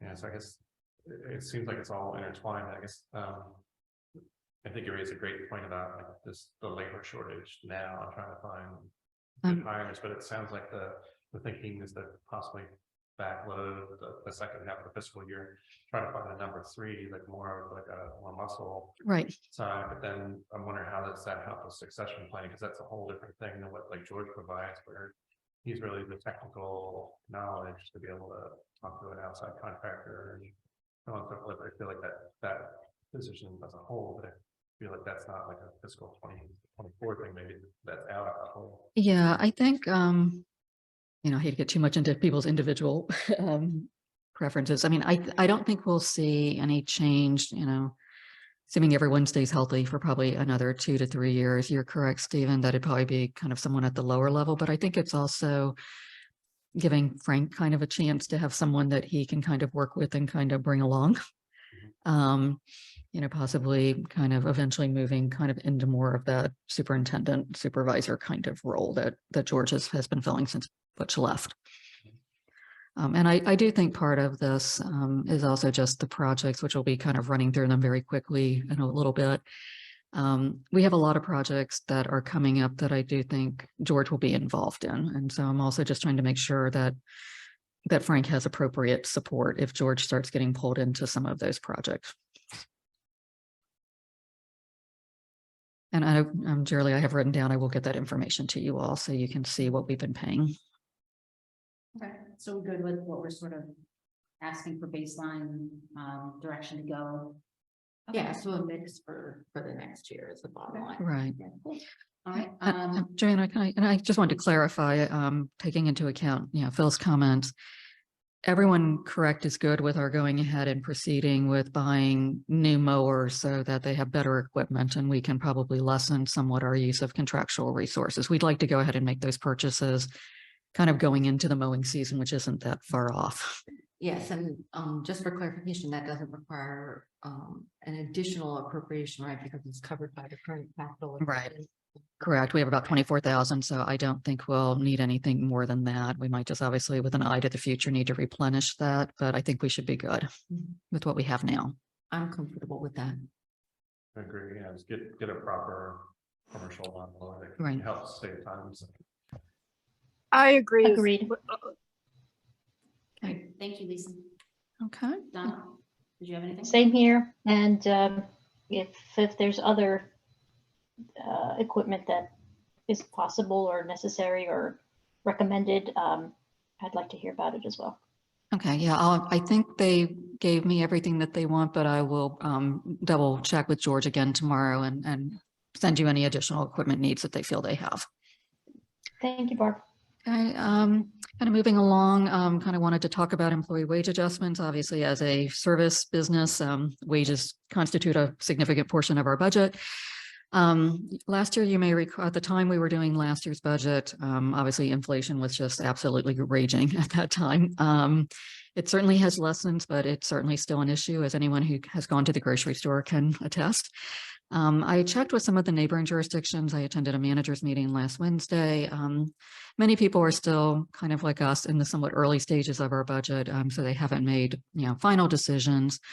But I do need at least to have a preliminary recommendation, to be able to do the numbers and get them in the budget for you within a couple weeks. So my preliminary recommendation, barring any information I see from other colleagues that would change this, is that we once again do a 3% COLA. This is something that we did last year. We can certainly reassess that as further information becomes available. I think to help with the inflation piece, and this is basically mirroring the same discussion we had a year ago, in addition to the 3% COLA, I would recommend that we do some kind of one-time non-recurring bonus that basically helps employees deal with the cost of inflation. And this is what the approach we took last year. My hesitancy of doing too much in terms of a COLA is you sort of take a temporary, hopefully temporary period of inflation, and then you build it permanently into your wage base, and then it just keeps compounding over time. So I certainly don't want to suggest that I'm not interested in helping employees deal with inflationary impacts, but I would much rather do that from a bonus standpoint. I just think that's the more fiscally appropriate way of going. My recommended amount for the bonus, for preliminary budget purposes, is to do $1,000 for a full-time employee, and then also have part-time employees be eligible just on a prorated basis. So I'd like to just get some feedback from you all, just so I know how to build in the personnel numbers. It sounds like this is exactly the same plan. It was. As a reminder, they had the bonus was part of that, but then we also did a bonus. I don't even remember when it was, November-ish, I guess, or maybe it was before that. I think This would be the third. This would be. Yeah, I think what you all did is shortly after Joanna, you came on as mayor, the 1,000 was recommended initially because inflation was just kind of off the charts. You subsequently went back to the council and we essentially doubled the $1,000 to 2,000. Just because of kind of how things were at that particular point in time. So it was all done at the same time, but the amount was doubled. So this would kind of take it back to what the original recommendation from last year was. Thoughts on? Would you propose that the $1,000 bonus have a time period that someone would have to work for us before they're eligible? We did not do that last year, Lisa. You're saying in terms of having worked for the town for a certain period of time? Correct. That has not come up before. Candidly, I think if we're talking about it in the same context of what we would do as a COLA, I would just say that anyone who works for the town as of the beginning of the fiscal year would be eligible. I think that's the way I've seen it work in other communities. That doesn't mean that's the only way of doing it. Okay. What I thought you were asking, Lisa, is whether or not like we pay it all out in one lump sum or we do it over the course of a year. I think certainly it has more impact when you kind of give it to somebody. No, my comment was if we hire a person tomorrow to work for the town, Oh. would they be eligible for the $1,000 bonus? In that year?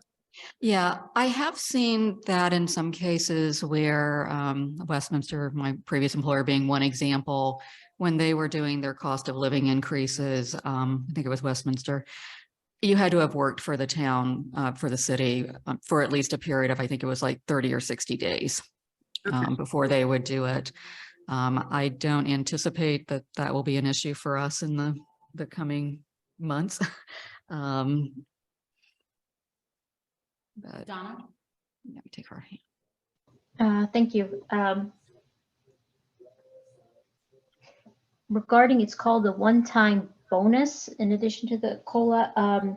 Is that the correct terminology? Yes.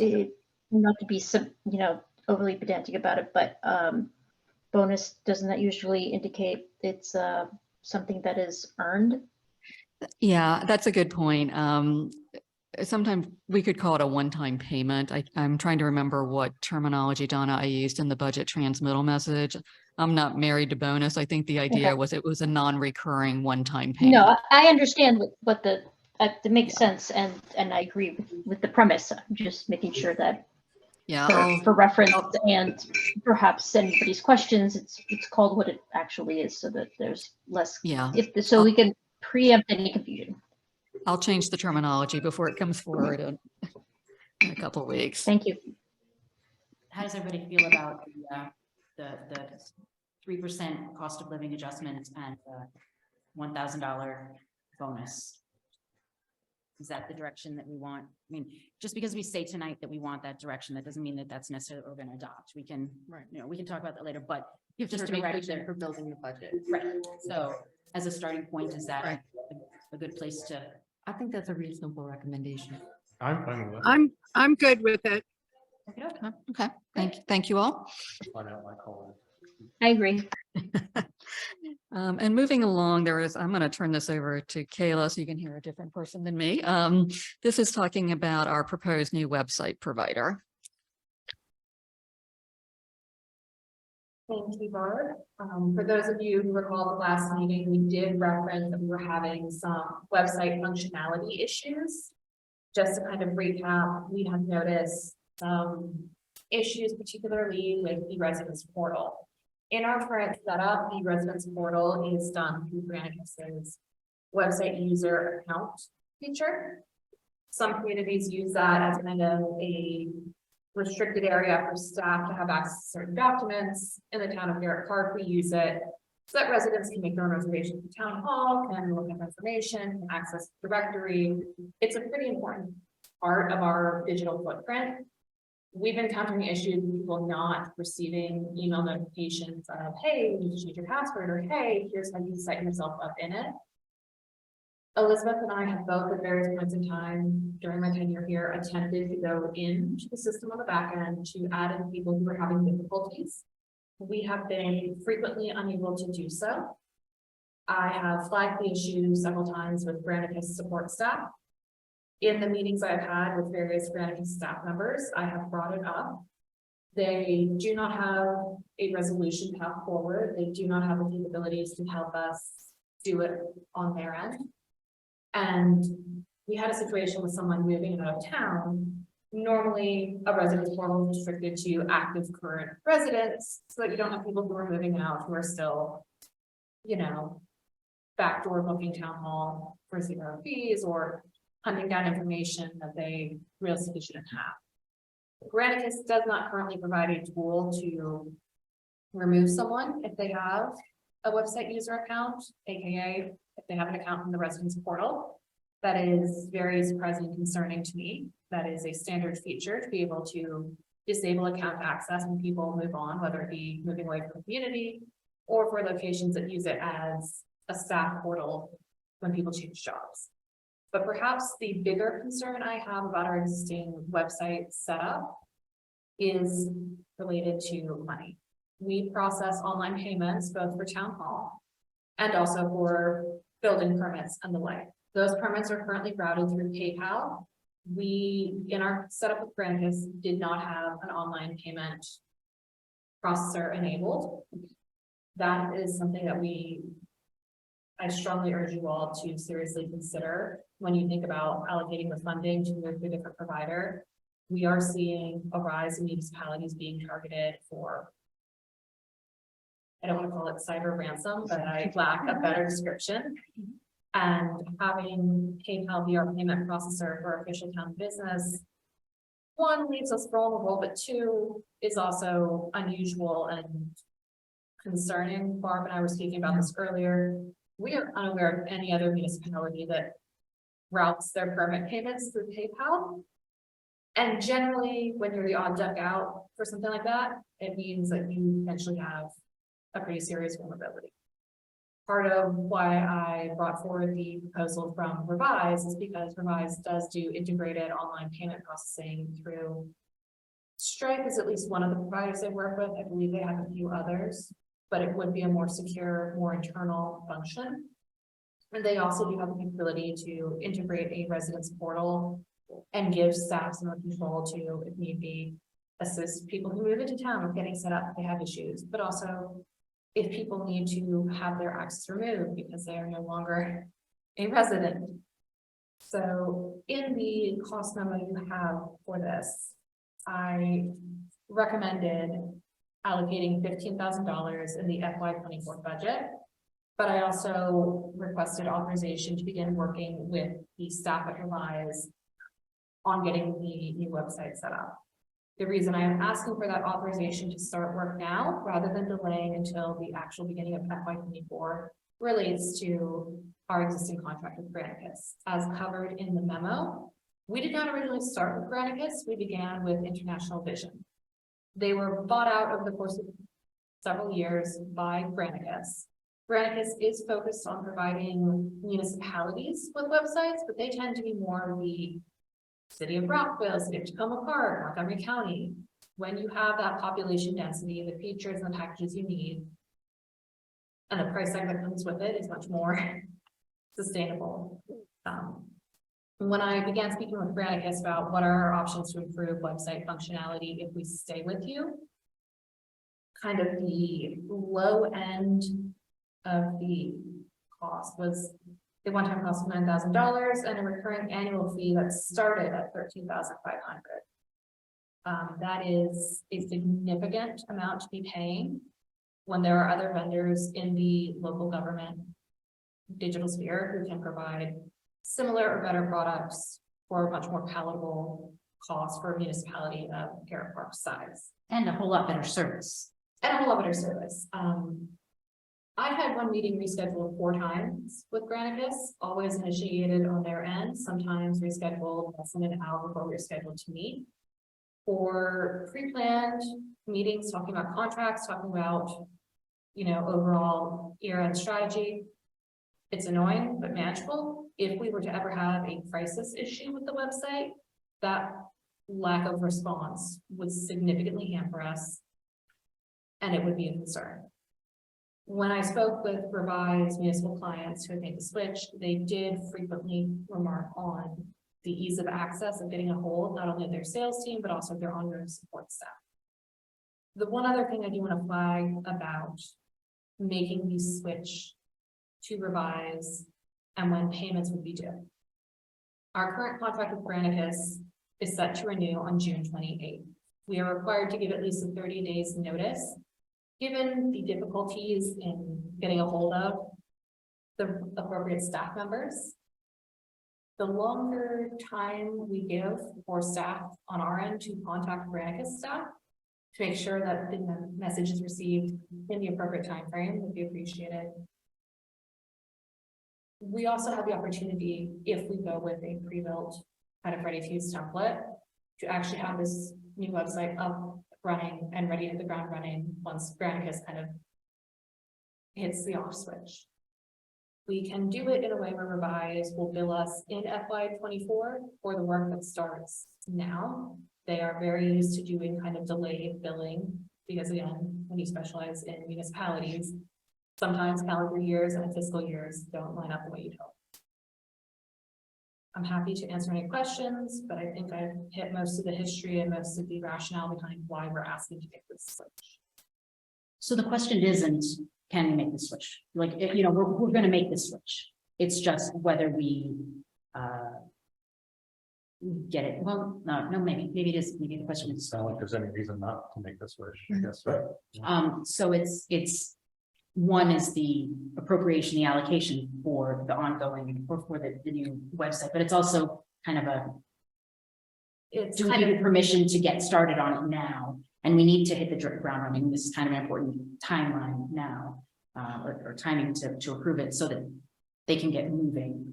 I think they said however much time it was that it was going to take them to feel comfortable that they could finish is how much time we currently have from now until the start of when our contract would end with Granicus. So we'd have a little bit of a cushion if we go with the kind of ready to use templates that Granicus has that other municipalities have used. I mean, revise. Revised. Yeah. My apologies, folks, these budget meetings apparently having all costs. So Revise has a couple of ready to use templates. Those do have a shorter period to get up and running. When I was speaking with the staffer for Revise, they did identify that sometimes where the choke points are in the process is when on the municipality side, there's delays and kind of, I believe the phrase was doing their homework. In the case of Garrett Park, that would be delays in Barb and I being able to provide information on structure, on turning over documents they need to begin building forms and functionality. We're trying to make sure that even with the other projects we have going on, that we allocate enough time both for Revise staff, but then also for town staff to be available to dedicate that time. I would recommend authorization be given tonight if there are significant questions and reservations. We could wait until the March meeting and have authorization then, but that would make it tighter than I would feel comfortable recommending. So I'm gonna have to ask the first question, which is obvious. How many other places did you look at? I believe I've spoke with one or two other places. We do have a list from other municipalities in the county of providers they have. Part of the challenge is the size of the average client kind of dictates pricing. I can go back and get something more concrete if you want to make sure that we are being competitive in the market, but I have my suspicions that we are not going to do better than a contract with the features we need or under 3,000, which is what our anticipated contractual cost would be after we get through year one building. I think for posterity's sake, it would be a good idea if you provided something, you know, because at this point it is going to be a fair amount of money that we'll eventually end up tying ourselves into. The second thing is more of a caution. A lot of time was spent building our website. A lot of citizen input and a lot of things like that went into it, a lot of hand wringing and a bunch of other stuff. And so I think, and this is only my opinion, but I think that if it gets mirrored to look like it is now, it'll probably be good, maybe with some citizen input. But if it changes too significantly, I think we're going to get some real pushback unless we've had people involved in it, unfortunately. So, I mean, I disagree with that. I mean, I don't disagree that there will be pushback, but I think the importance of getting our website up and running so that we don't have a lag. You know, if we were to have 3 days between when we get shut off from one site and come up with another, that's one thing. But if we have months of a delay, in terms of getting the next website up and running, I think that's problematic. And I think it's cost prohibitive to continue with Granicus for another year to keep that going. I think we should, I think functionally, Kayla has spent so much time, I'm sorry, staff has spent a whole lot of time, not just Kayla, but It has been Kayla. It's fair. a lot of time looking at making sure that functionally what we would get from Revise is comparable or better than what we currently have. And so while it probably wouldn't look like what we currently have, I think the importance of having it be more useful for us and ready when we need it is more important than the visual, at least up front. There are ways that even with a template that we would potentially use, that we would be able to make changes, you know, like color scheme and certain things like that. But sort of overall, we would just be sort of stuck with the big picture template. So the analogy that came up in my conversation with Revised staff was, think of it like buying a house. You need to make sure that the overall layout of where the kitchen and the bathroom is works for you, but you can always repaint, you can always shift around the furniture. So we do have an option to make sure that we retain some of the aesthetic qualities that we like about our website, that it feels like Garrett Park, that it's our photos, that it's our color scheme. My priority is making sure that the town is not paying a very high cost for an ill-functioning product, or kind of the worst case scenario, that we don't have a dead period where in the summer season, when people are trying to book birthday parties, trying to book reunions, trying to do all sorts of other functionality. I want to make sure that we have a functioning, viable website and that we don't have an awkward dead period. That I think would be the worst case scenario, particularly because the fun family reunion period also overlaps with peak construction season. And I would hate for us to be without a secure way to process payments for building permits, as everyone's kind of shaking off the dust and getting ready to go. It's the functionality, I was just gonna end with, it's the functionality I'm concerned with. The rest of it, as far as the color scheme and the pictures and all that stuff, I mean, to me, it's kind of window dressing. It's just making sure that the functionality is the same or better. Okay. I am very confident that when I was speaking with the public information officer for the borough of Carlisle, they are up in Pennsylvania, they had nothing but good things to say. I asked about kind of staff ability to do some of the mid-level internal back-end stuff. They praised it as being very straightforward. The quote from Revise does include 8 hours of training for staff on how to kind of function the system. So I think we have a real opportunity to make sure that everyone in the town office is up to date on how best to help residents and how best to maintain that functionality. And then I think Donna and Lisa, looks like people have questions, or Donna first, please. Thank you. No questions, just a comment of appreciation. I know there's nothing more frustrating than websites that don't work the way they should, or we know that there's better options out there, and concur that we should definitely improve if at all possible. So thank you for putting in the work to look into this, and my appreciation that I know working on this for a longer amount of time is probably just can be frustrating.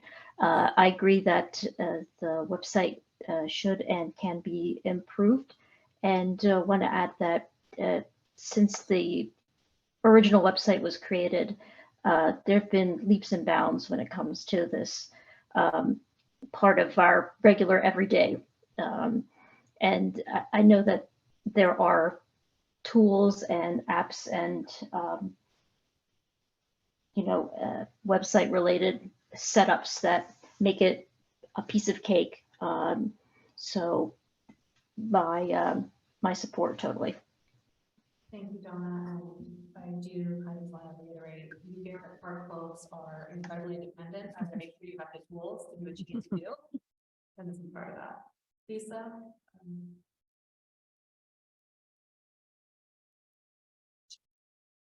Lisa, do you want to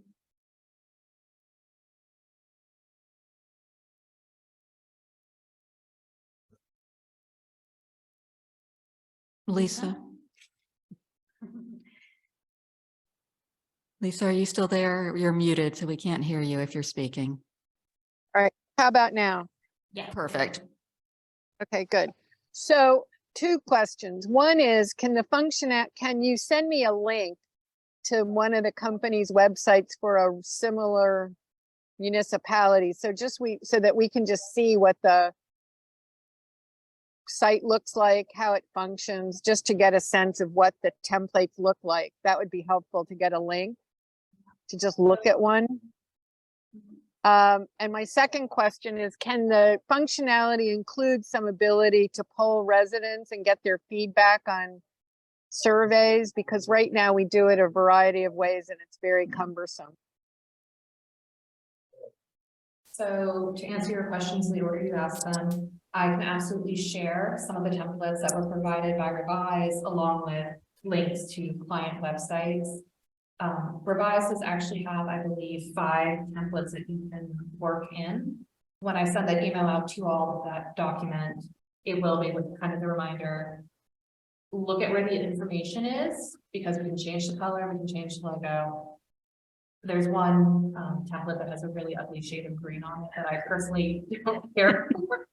I'm going to be very honest. Is that Upper Marlboro? I won't I've name seen it. municipality It's on a names, I won't character. use template names, I'll just say, I like green as a color, this is not the shade of green that I would go for, so happy to send that out with some links. Revise was very willing to provide kind of that information. In terms of polling residents, I would have to double check. There are a handful of features that are opt-in that we have to indicate up front that we want built. I believe there is a survey option, whether it's part of the standard ready-to-use package or whether it's an opt-in. I have to confirm, but that information should be out to you all by the end of the week. The templates and links will be out at some point tomorrow, so check your email. Marvel at the wonders of design. That would be great. It'd be good to see like what Revise has, it's just like in their quiver for other places. You know, if they have things that our website doesn't have, that might be recommended. Yeah, so they have a couple of options, and I will include that pricing for kind of the opt-in feature. The big thing to remember what the opt-in feature is.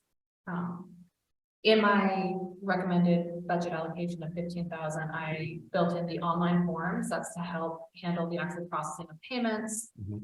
And I built in the facility reservation, because reserving town hall and having access to it is such a big part of how residents use our website.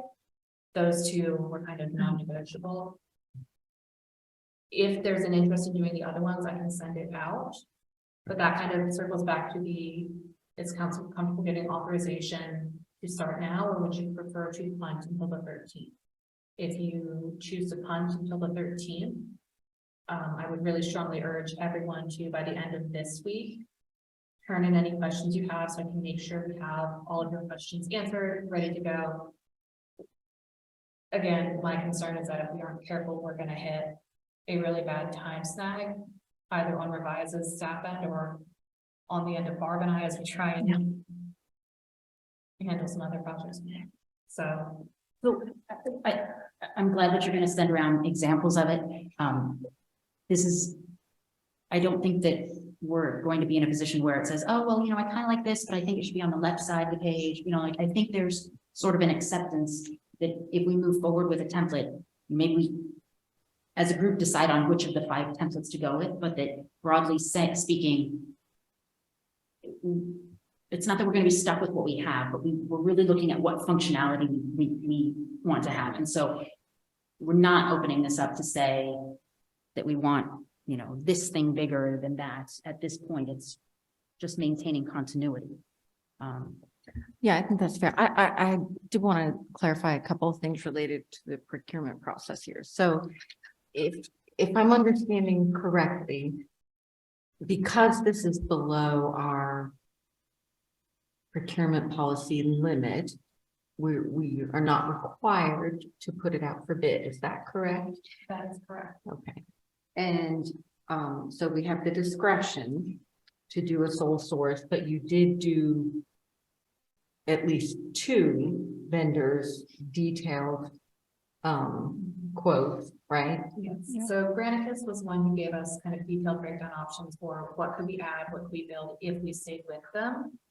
I want to say that the upper range cost came to an almost $44,000 year one build plus annual. That Which is would have put us into needing to bid it out territory. needing to bid it out. It would have been, quite frankly, a budgetary nightmare, given all the other projects we've not been on.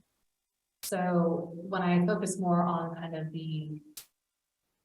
I'm gonna go with introductory, kind of what are the kitchen essentials that everyone needs?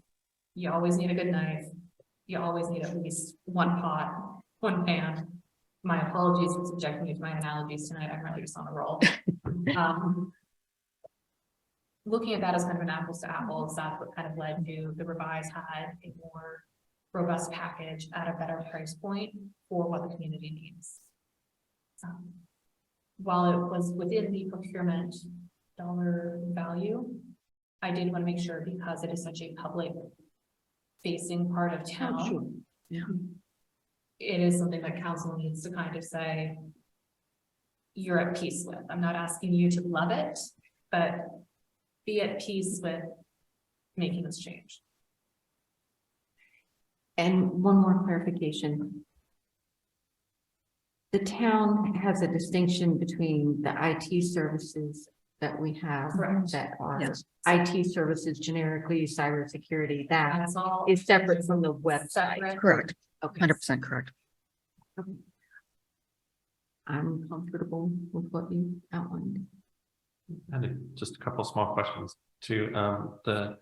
It sounds like if you start ticking on it in March, then you need to be ready to do that June figure, but I would guess you don't need revised to be completely done by June 20. You need the vital, really important parts, and they could be continuing past that point once you switch So over. the goal of the timeline is basically we're thinking of it as like new build construction. The house is built, the utilities are hooked up. We hand you the keys to the new place on the 29th, you flip on the lights, and you get to settle into your new home. Mhm. So we wanted to have all the functionality, we wanted to have the setup for the payment processor, we want to be able to kind of hit the ground running. That's part of why I'm asking for authorization either tonight or no later than March 13th. That gives us the time to work with Revise, provide the information for them to build out the template and adjust it as needed to hold Garrett Park, kind of the heart and soul, and still have it ready to go by the 28th. If we were looking at a 100% custom website, not only would we need to see significant more funding allocated, we would really need to.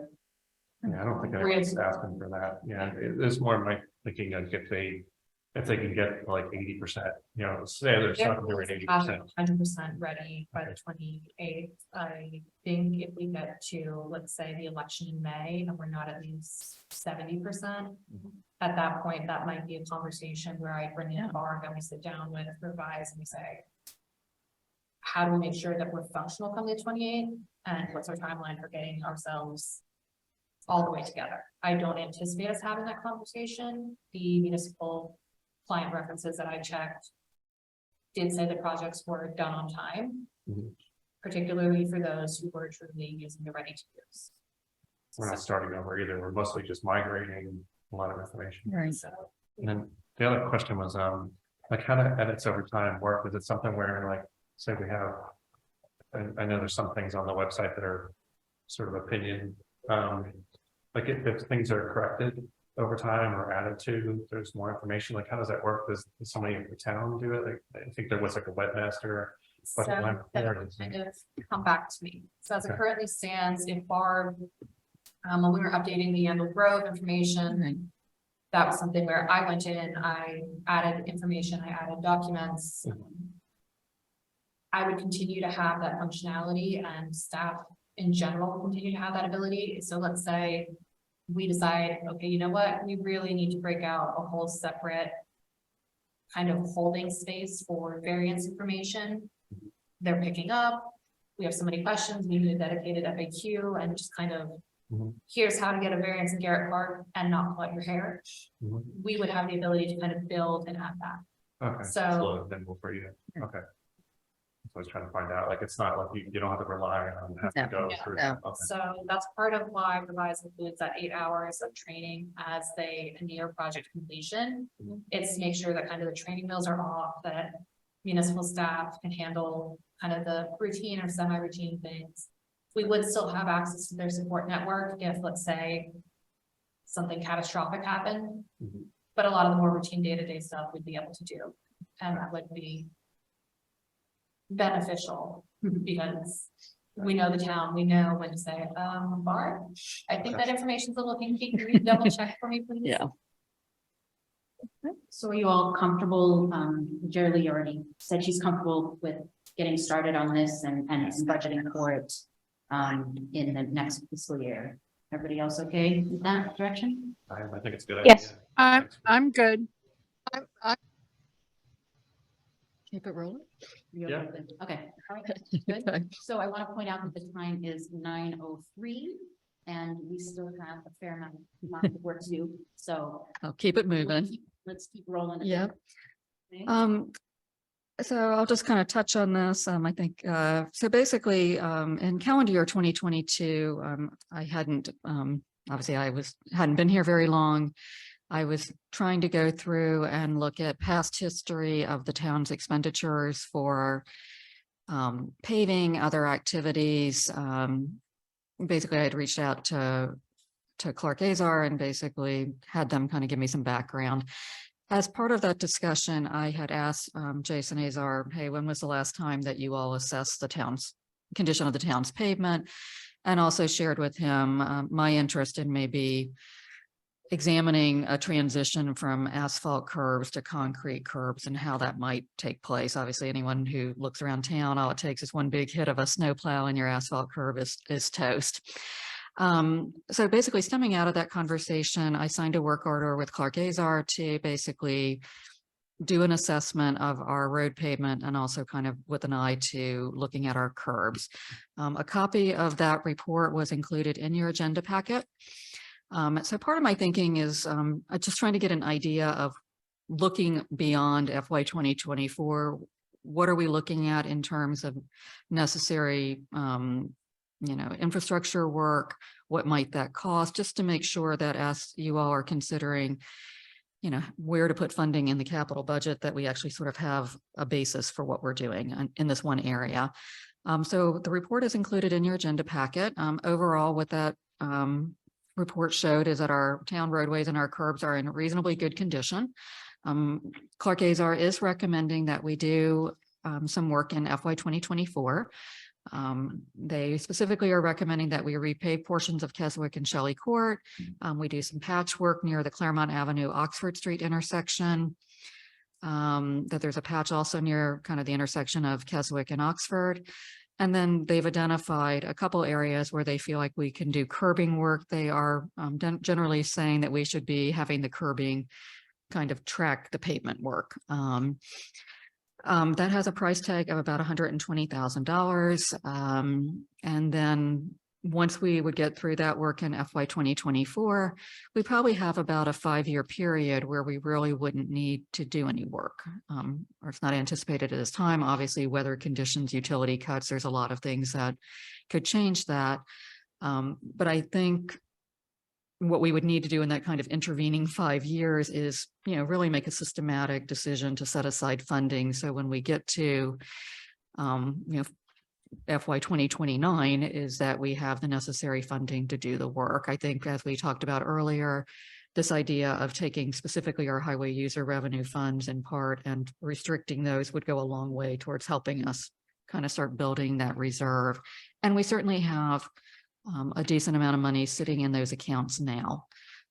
So happy to answer whatever questions I can, but this was really sort of informational work, kind of informational background information. So you could kind of see what we're working on to sort of build the capital budget beyond the coming fiscal year and just with an eye towards what we need to do in the future. I think Lisa has her hand up. Lisa? Yeah, Barb. So I read the report you attached. Uh-huh. And my one question was, do we want to replace asphalt curbs and then replace again with concrete? I'm sure you've got an answer to that. No, I really think their intention, I think, was to start replacing asphalt curbs with concrete as we're doing road work in that area. Okay, Yeah, so it's not, it's so we're not, not replacing asphalt curbs and then replacing them with concrete curb in the yeah, Lisa, foreseeable future. that's correct. And Lisa, you're probably gonna need to mute one of your devices because we're getting some echoing from you. Okay, all right, Okay. I'm sorry. I've got a lot of That's okay. technology. Sorry. That has the goal, kind of All right, when you all right. roll along, You do the curve with it because you can cut that edge. and- Right, exactly. So it sounds like these are just like spot fixes where the curb's been busted and Yeah, then Rokeby, or not Rokeby, Shelley Court and Keswick. So right. So would be. So the two parts is one, are we good with this 120,000, including 58,000 of that would come from our highway user funds, which with whatever else we have left over, I don't know if that fund starts with anything. But Yeah. that would definitely be the appropriate use of our highway user fund. It would definitely be an appropriate use of highway user funds. Like I said, I need to kind of work with Mary to figure out kind of the accounting mechanics, but obviously we're getting a pretty hefty road maintenance payment from the county under tax duplication. My thinking, if we can take those funds that are specifically earmarked for the kind of work we're now talking about, and we kind of look at about a few years out, we may be able to take some of that funding that's sitting in the roads capital budget account and possibly if you want to reallocate that someplace else. I need to do a little bit more work in that area. But I think if we really start making sure that the funding sources that are there for roads and sidewalks are allocated to roads and sidewalks, it may free up some money in the capital budget if you have other projects that you're interested in. So if we don't need beyond this today, for FY 24, if nothing's going to be needed for 5 years after that, Right. that doesn't necessarily mean that 5 years from then, we're going to be doing the entire town. No, Nor do we have to make a decision on that necessarily, but in terms of informing at what pace we should be setting aside, it seems like it'd be a good idea to figure out what the pace would be for doing that work, whether we start in 2 years or 3 years, so that we're getting on a cycle where it's not all needing to be done at one time. But then if we have an amount of money, we'll say, okay, well, we're going to need to set aside 50, like have a goal in mind as opposed to just, well, here's $30,000, let's put it there. But if we have something that we're working toward. yeah, I mean, that would be helpful to have. If possible. yeah, and what I can do, and I apologize, I just got the final version of this fairly recently, is my thought would be to take the kind of the road ratings that they've done and kind of turn that literally into a kind of a multi-year capital improvement program. Obviously, a lot of things can change, but at least we'd be able to show residents, here's kind of what we see happening in FY 29. Here's what's probably going to happen in FY 30. And I think just memorializing that information in some way as part of the budget adoption process, I think would be helpful, just so we don't lose track of what's on our radar screen and how much money we might need at that point. So the two parts of the question are you good with the allocation for this year's recommended road work?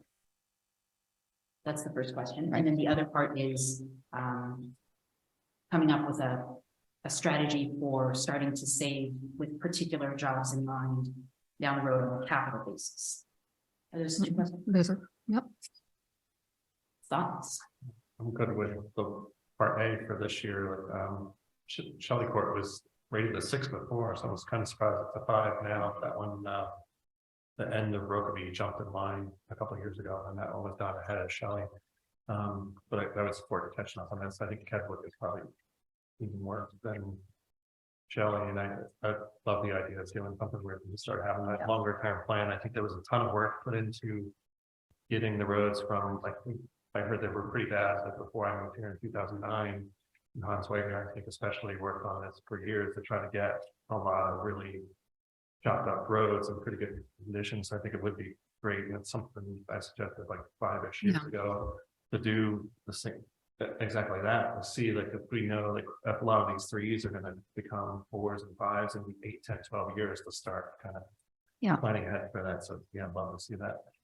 Yeah, I would agree. I just want to add in, please do make sure that they factor in considerations for some of the proposed speed bumps, because I know, for example, the last time the street in front of my house was paved, they simply removed the speed bump and didn't replace it. Okay, It was just never factored into the planning. at all. okay. And therefore, I mean, I'm not even thinking about what he's recommending right now, but taking into consideration if a speed bump is recommended to be added. Right. Right. But we time that together. Right. Exactly. Okay, What do you think, Donna? That makes sense. Just one other factor with it, Shelley Kirk's maybe not as much of an issue on this as Keswick might be, but a lot of the paving is done, but the streets just kind of migrated where they are over time and it veered a little bit in a lot of areas from what the original town plan was. Like Oxford, I think was a big missed opportunity. Like you look down, it's kind of all over the place where it was originally meant to be straight. And the opportunity when we did the sidewalk there, they're not kind of lined that up. But I think Keswick might be a good one to look at and kind of see how that street sits within the right of way. Does that kind of match up with what the original plan was? Maybe there's no way to change it now, but if there is a good reason to change it, we should look at doing it now. The similar thing, question with the belt, that's a really tough spot to turn around. I don't know if there is any other alternatives. That could be something that could be looked at. It'd be the time to look at it for sure. Yeah, like we've just done a lot of paving where I think it's just kind of it just followed kind of where it's been. Right. It's almost like Boston, Massachusetts was done that way. Like the streets they kind of became, and it's what it's happened here a lot. The streets have really moved. I can tell you that on Oxford, depending on how you look at it on the GIS data, for instance, it's way off. I mean, it's massively off. Because I looked at that a lot earlier. Do these prices though include, for instance, if we look at this 120, does that include the curbing? Because some of these do not have curbs.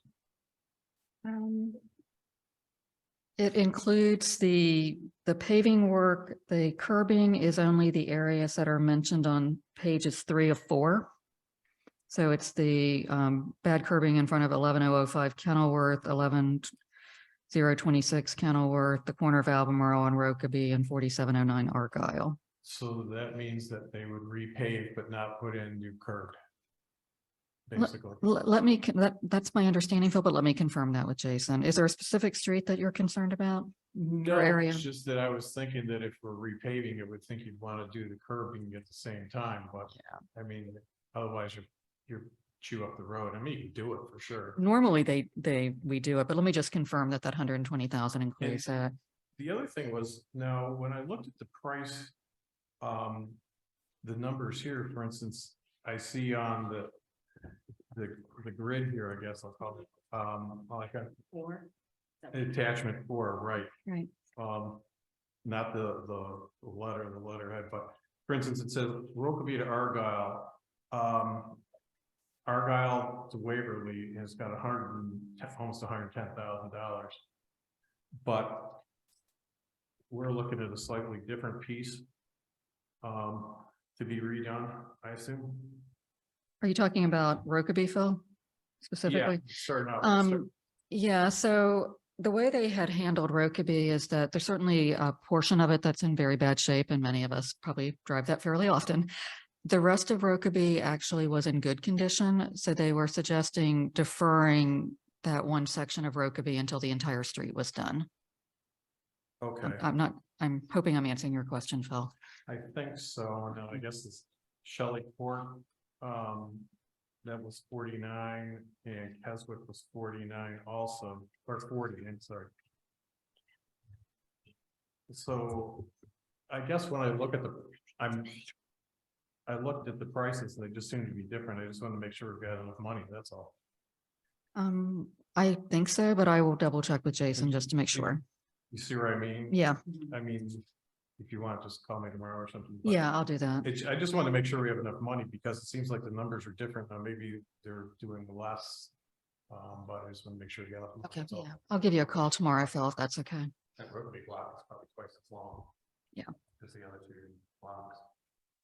And it's wider. too. Yeah. Right.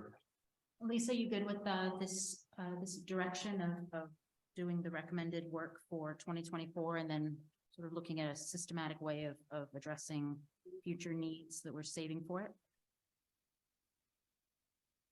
Yes. Excellent.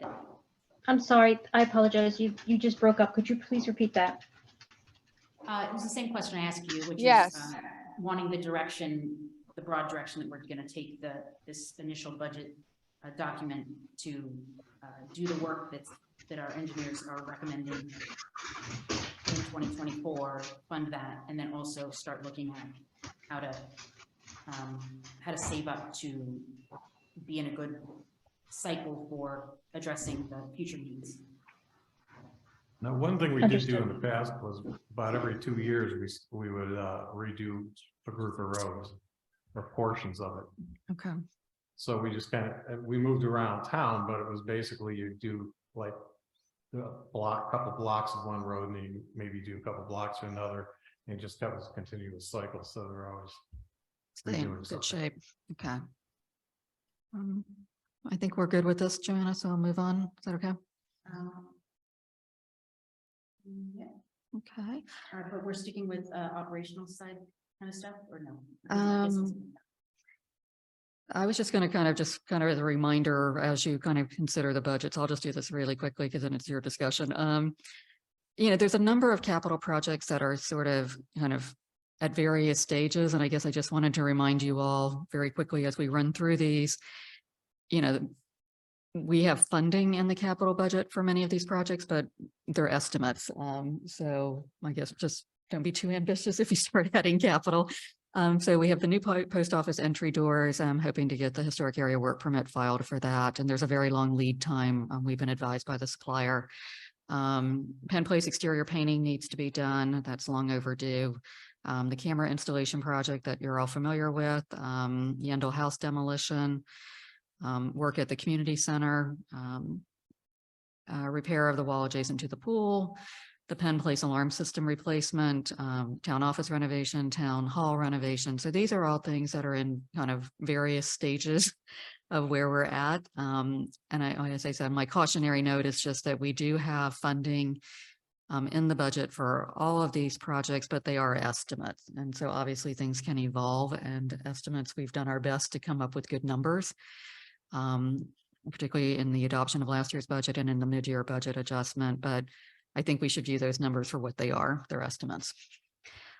So with that, this is really kind of your opportunity. Kayla and I will just be quiet and take a drink of water. If there's anything specifically in the operating budget that you feel strongly about, same thing with the capital budget, any new capital budget projects, just anything that you all as a group want to convey as I'm trying to start working through the numbers. So one thing I wanted that Barb, you and I had discussed was professional fees. Oh, thank you, Joanna. That we want to make sure that we're beefing that up, that we're putting enough money there for the kind of things that we need to fund.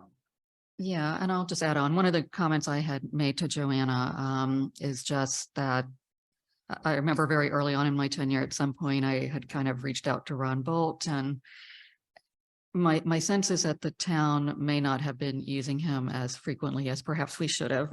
For example, Ron brought up to me that he really had not been consulted with drafting charter amendments, and that was just sort of unheard of to me when you're drafting something like that. So certainly there's been a number of issues, as you all are well aware, that have come up this year that we've used Ron services for.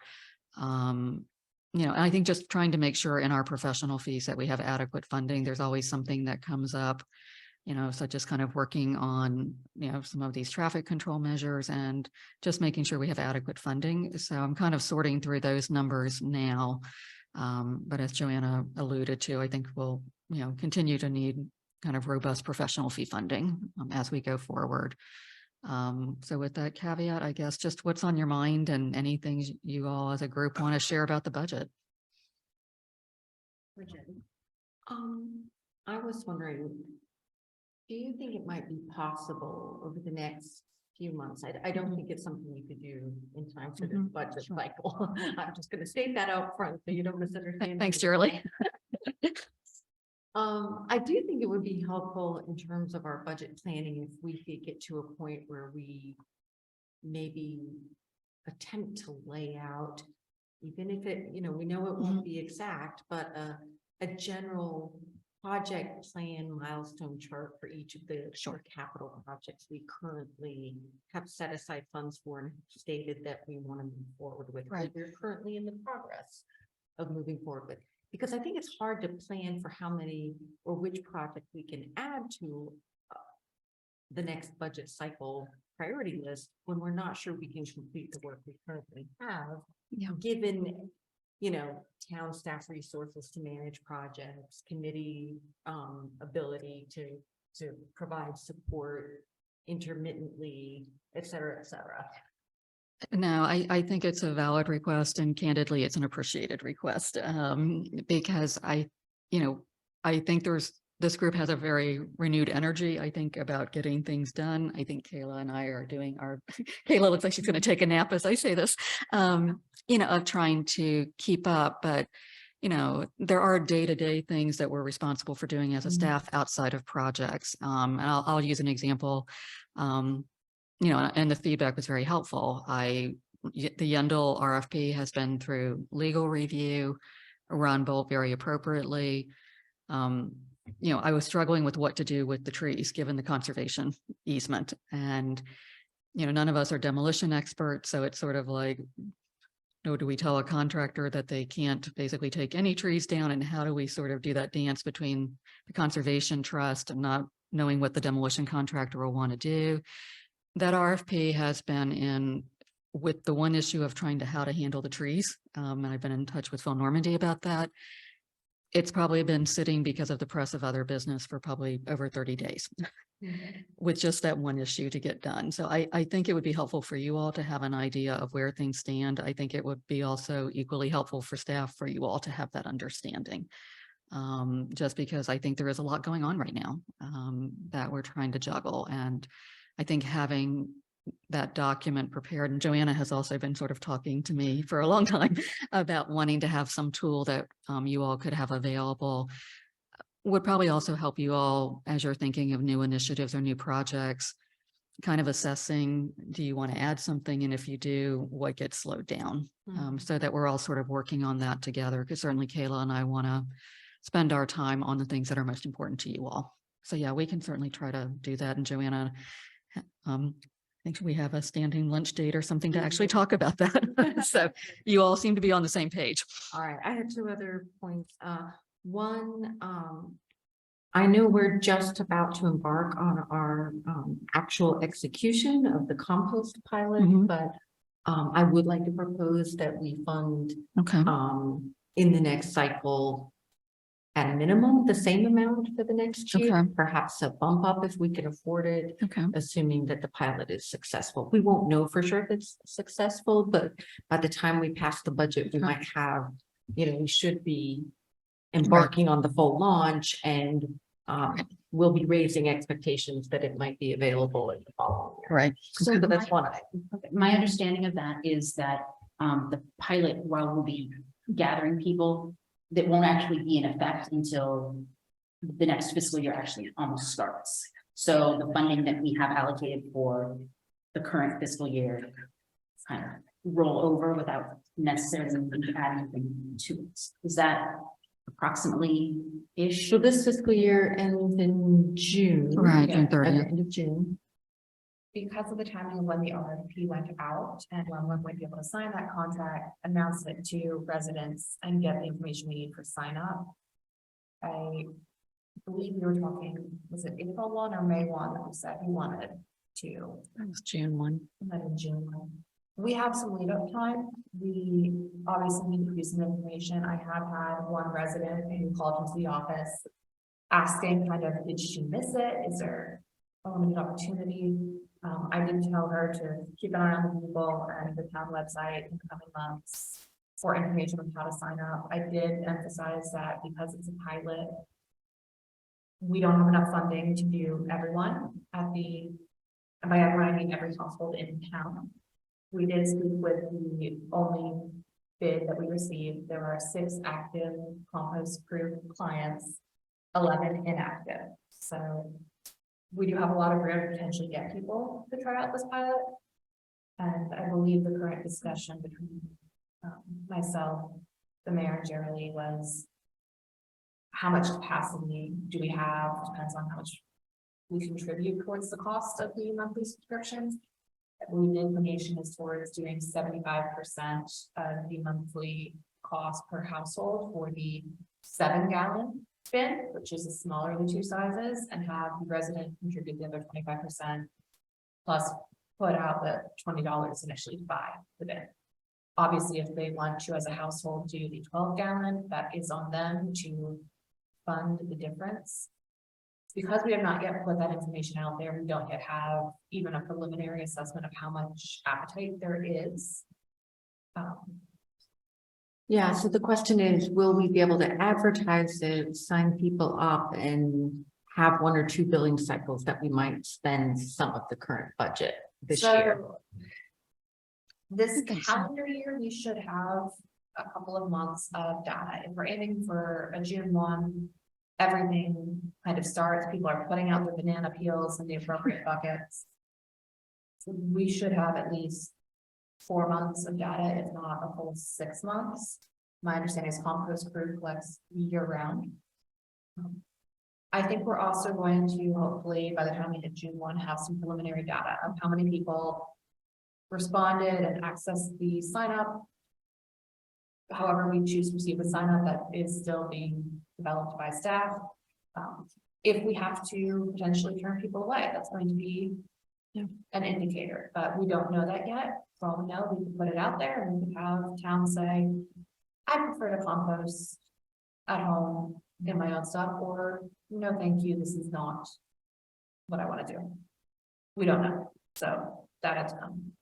I'll try to, maybe I'm misunderstanding the whole thing, but it sounds like a message will go out, or people are interested to do this subsidy, they could say that they're interested in doing it. It sounds like there is about 6 people that do it now, and there's 360 houses in town, so we don't know whether We don't know. 6 or 360 or anywhere in between. It could be would the be right. interested. Right, we did a survey, but it's already been a few years, so we don't really know for sure if people will put their money where their mouth is, you know, based on the past survey. Yeah, With the funding allocated for the pilot, I broke out some numbers of how many households we can support per month. I want to say at 75% of the smaller size, we can potentially have a pilot. Please don't quote me on this. I haven't looked at the email. It's like 7. write this down. It's like It's about 7. let's go with, we could definitely have at least 50 households supported. Mhm. It might be closer to 70, 75 if we do the partial state. I had also run numbers for if we did 100% of the smaller bin, which I want to say did cap us at 50 households. I think the other thing we want to be cognizant of as we work through the pilot is we might want to periodically kind of ask people who are signed up, hey, how consistently are you putting things out? If there are 4 or 5 weekly pickups in a month, depending on the calendar and who knows what else. Are you actually putting it out for at least 3 of them? Are you remembering every 6 weeks? Do you find yourself not having enough material to feel motivated to put it out? Yeah. We also have to kind of see, maybe it's something where, you know what, people are willing to do it, but they're not doing it as frequently as we thought they might. So maybe we readjust the percentage that we subsidize. And it will be tricky, I guess. A lot of people probably have good intention, but then don't follow through.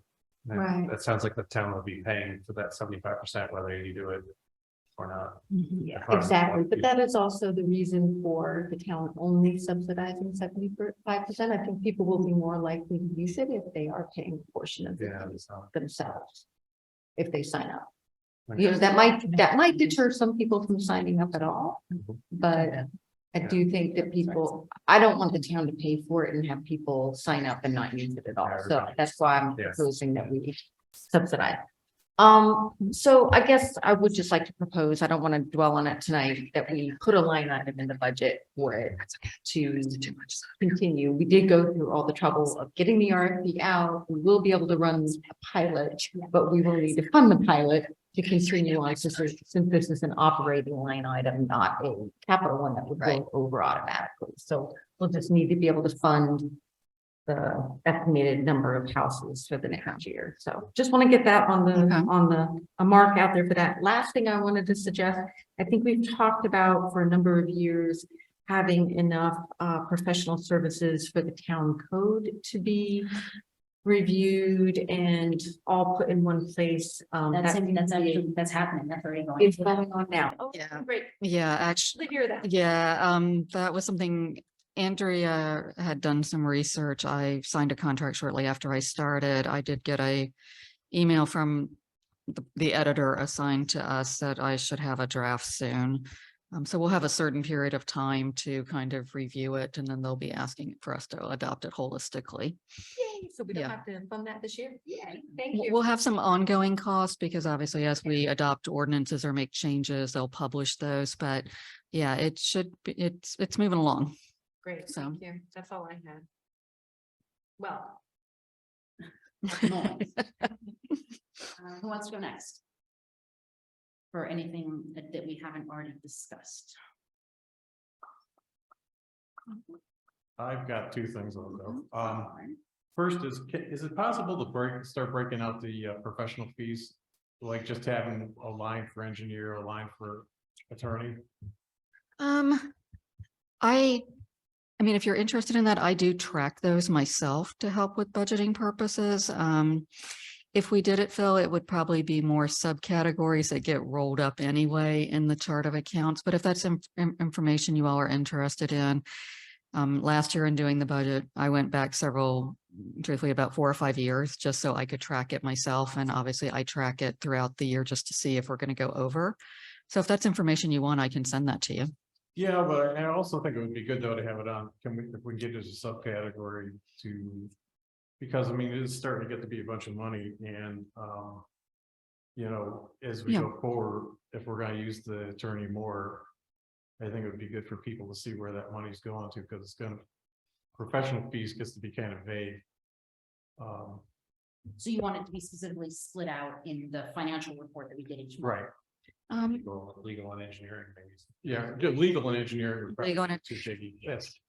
Not get it going under the very capital. No, I was gonna say that the primary, yeah, that's a good point, Shirley. So most of the time their Jason's fees don't show up in the operating budget because they're either tied to a specific capital project like a sidewalk, or they're planning something for like the road assessment. So to the best of my knowledge, I don't recall, and going back probably 5 years, any of Jason's fees showing up in the operating account. What would show up in the line items under professional fees, things that jump out would be legal fees, certainly, our accounting services, our audit fees, a portion of like lumber and lights. So there, you know, right now we're talking about hiring a traffic engineering firm because some of that work is more kind of advice, basically. Those are the ones that are, there's probably a few I'm missing, but why don't I send the list out to you all of what has been charged to professional fees over the last 5 years or so. And then maybe you could provide some guidance as to if you want to see any changes in just the financial reporting. Would that be helpful? That'd be good. Thank you. Okay. You said there was something else? I still would like to put some money in towards that Waverly sidewalk so we can get that done at some point here. Yeah, I think there's actually sufficient funding. I went back. The only caveat, Phil, as you know, because you and I've talked about this a lot, is the lighting will drive some of the cost. But I did go back and look at what we had in the sidewalk line item in terms of available funding and what Jason had estimated. You know, with the exception of the lighting piece that can really drive the cost, I think we're probably okay. But I'll pull that information together and send it out to everybody, particularly you, and then we can kind of figure out where we go from there. Okay. So I was hoping to not do that part quite yet. I mean, the sidewalk is still in good enough shape that it's not, you know, it's not crumbling, it's not in bad shape. The weather has not caused deterioration this year. And to the extent that there might be, that we might want to consider doing something different along that stretch, infrastructure project wise or anything like that, that I would rather wait to do the sidewalk until we've got a bigger picture of, until we've had time to consider something else. Yeah, I mean, what I understood Phil's request, and Phil, obviously, I'm not trying to speak for you, but you wanted to make sure there was at least sufficient funding. I would say that George Miller has approached me saying that he believes there are some trip hazards developing along Waverly, and he has expressed some concern. So I don't think it's something that necessarily has to be done tomorrow. But I think we're probably within that range of another year. And so I think making sure there's sufficient funding to do it whenever the time comes would be appropriate. I think we're okay there, but Right. I'll send that out and just make sure. We definitely don't want to lose sight of it. Put you that way. Yeah. I don't think we would, but we do have funding there, but I think, well, we were talking about curbs earlier and trees coming in on this too. I'd be leery of just doing the sidewalk, just a straight up replacement, like around the bend from it, it was done with stabilization to hold it into the slope. I don't think that's really been considered here. And, you know, the curb probably should be replaced with a concrete curb at the same time. And I think that was actually in the plan, was the concrete curb. kind of like what I was saying, but I don't know, because I've been kept in the dark on that one. But you know, the same thing with like the street alignment of, is it in the right spot for where the historic plan was? How does this, you know, how the trees work in? Yeah, and essentially, the project, if no one's feeling out of the loop, once some of the discussion was coming out of Arboretum, even though the amphitheater concept really didn't impact the sidewalk, there was just a lot of kind of turning around the whole thing. So at that point, I did ask Jason to stop because I didn't want him proceeding with a design.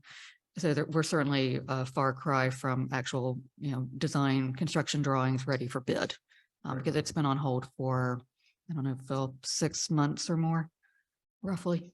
Yeah. But I will get the information out that Jason had provided. Like I say, it's certainly, there's still some holes in it, but at least you'll have some idea of what had been discussed previously. All of us will get a copy of where. Yes, Yeah, I think it's been distributed before. I know. I think it has, but I had dug it up myself as I was looking at numbers. So it's actually kind of minimized on my screen. So it'd be very easy to send it out to everybody again. Steve, do you have anything that you want to make sure that we bring up and consider and discuss?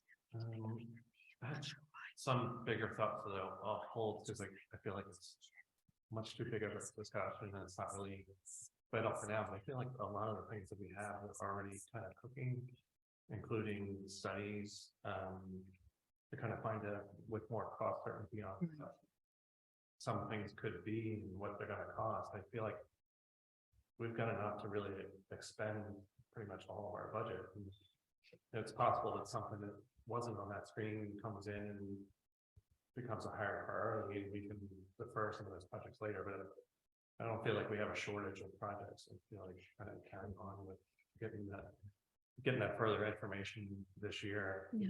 Really keep this moving, I think is fine. Yeah, and if I can just piggyback on that, you know, and obviously I have limited tenure with the town, and so the statement I'm about to make may not be accurate, but my impression is sometimes what has happened is we kind of get through the operating budget, we sort of see what's left and then distribute that to capital accounts. And I think as we've been kind of talking tonight, I think having a more comprehensive, more forward-looking picture of capital and trying to figure out, kind of backing into it the other way, is how much revenue do we need to be bringing in to satisfy not only our operating needs, but our capital needs, rather than capital sort of being a leftover thought, if you will, because with all the capital projects that I ran through Mhm. a little while ago, we're going to be burning through some capital money. I think in the next year or so, Which is not a bad thing. which is not a That's- bad thing. it's I think nice. I think it's a good thing, actually. I think it's a matter of kind of catching up on projects. But I think that is going, once those funds are sort of expended, which is a good thing, as you said, it's serving the community, kind of what's left and, how much more will we need going forward in the coming years to make sure we can still provide that same level of service. Good to kind of have a longer range plan too, so Yeah. if there are people that want to put together volunteer information Right. or volunteer efforts to kind of figure out how we can fill funding gaps of looking for grants and Right. have a real purpose to doing that. 'Cause I feel like a lot of projects in my time on the council, they've just been stalled because we had like little pots of money, kind of like just saving up, for things, but nowhere near what the project actually needed. So we kind of had like a fifth of, Yeah. a bunch of different projects and we could look at it differently. Well, and I also think part of it, I mean, just looking back and then talking to Andrea, I think staffing capacity has been a real issue. And I can say, thank you all for approving Kayla's position because she's been a godsend in terms of getting things done. Donna, do you have anything you want us to make sure that we're taking into consideration and putting together the proposed budget? Not at this point. I think there's more than enough to take into consideration currently. But thank you. Thank you very much. Lisa? Yes. I'm wondering if we should put some money in for planning for preliminary planning for the dog park reuse since it looks so terrible. And I know Pasco would like to move forward on that project. Okay. Man, dog park is a can of worms. Geraldine, please. Well, I did want to ask Lisa, so Jack Mendel put forward the proposal for Yandle Grove. Are you suggesting the dog park in addition to the Yandle Grove recommendation or instead of, well, I just want to get clarity there, Lisa. Yes, Yandle Grove is a separate project. I'm saying the dog park needs some attention. And I think we're doing some survey work on fixing the retaining wall and some of the earth that's sinking in the middle of the dog park as well. But we don't really have a plan for any money for a redesign and reuse of that space. And I know that Pasco is putting out a survey to our town residents to see what kind of uses they would like. But right now we've got no money to spend on any kind of a design effort, preliminary design effort for that project. So then I I'm sorry, guess Lisa, could you clarify what do you mean by Pasco? I don't. parks and open spaces. Thank you. So I mean, I think Parks and open.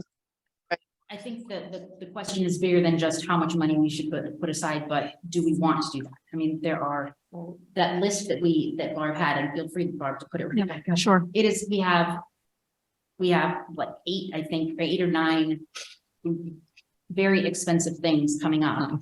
And some of them we already have money for, some of them we don't. Some we have a little bit of money for, some we don't. But in addition to that, we also have 2 staff members doing this stuff, plus all the other day-to-day things that they have to do to keep the town running. And so if we want to add the dog park area to the mix, we have to be willing to consider the trade-offs. And perhaps what we need to do is really have some numbers for all these things of as close a guess as we can get to what it would cost us if we were to do all these things in the next year. But also we can't do all these things in the next year from a manpower perspective. And so that's the question though, is is Right. we want to I add think this to the mix. So related to that, I mean, it seems to me there've been a lot of things swirling around planning related to our parks. So in addition to the dog park and Yandle Park, there's also, you, Joanna, just mentioned a potential for doing some additional Garrett Waverly work in relation to the sidewalk replacement, right? I consider that a park project. And then there's also the town potentially accepting the grotto land. And is there any work we would need to do just to make sure that that's a safe and, acceptable public space, right? So that may not even be comprehensive. I do think the town council, maybe not right now, right here, but at some point in the near future, we probably ought to provide some sort of priority ranking. And maybe for next year, we could just set aside a certain amount for parks and grounds, and give ourselves a timetable to agree on whatever priority we want to for some planning and which projects we want to invest in over the next few years. I don't think we can do it all at once, but I don't think we've set any priorities. I don't think we've said the dog park should be next, or the Garrett Waverly should be next.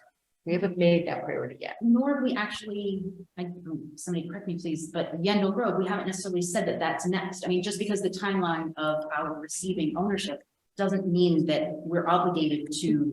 Right, we've committed to making it safe, sanitary, and secure. Exactly, and that's what we funded. So I agree that this is part of a bigger question of, where our priorities are. Maybe it would be helpful to see how far along the different projects are, and just get a sense of what can we actually do. And I don't know, maybe that's hard, maybe that's a subjective thing, is what can you guys actually accomplish this year or in this next fiscal year? And we can say, okay, well, if there is X number of hours for parks related amenity work by staff, as opposed to administrative things or, fixing up the code or, anything else, how would we like to allocate?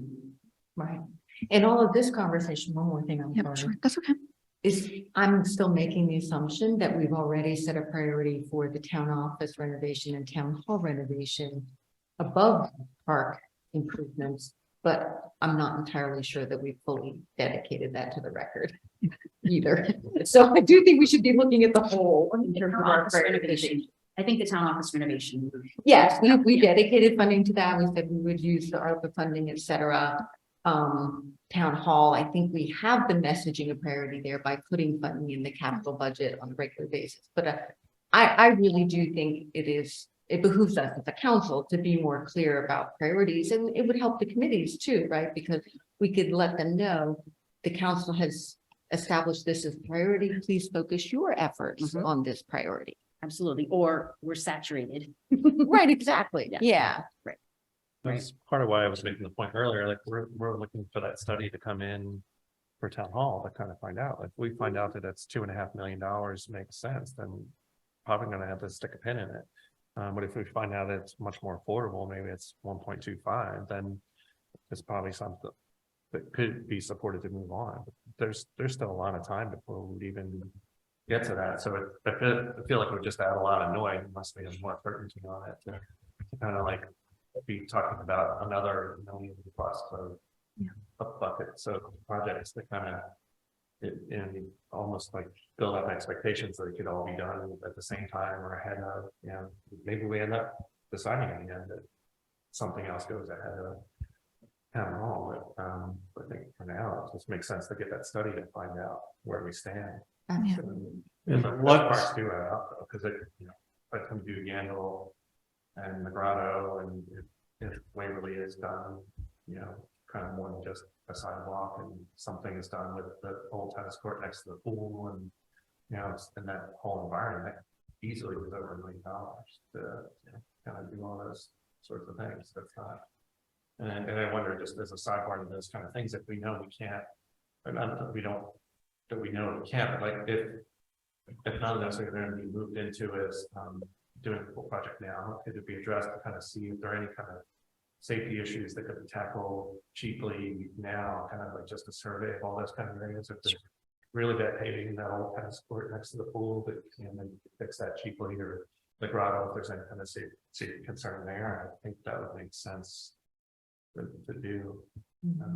So, The other thing I was gonna say is we still have these storm sewer situation to deal with, which I don't know what that's gonna mean, and because we even right.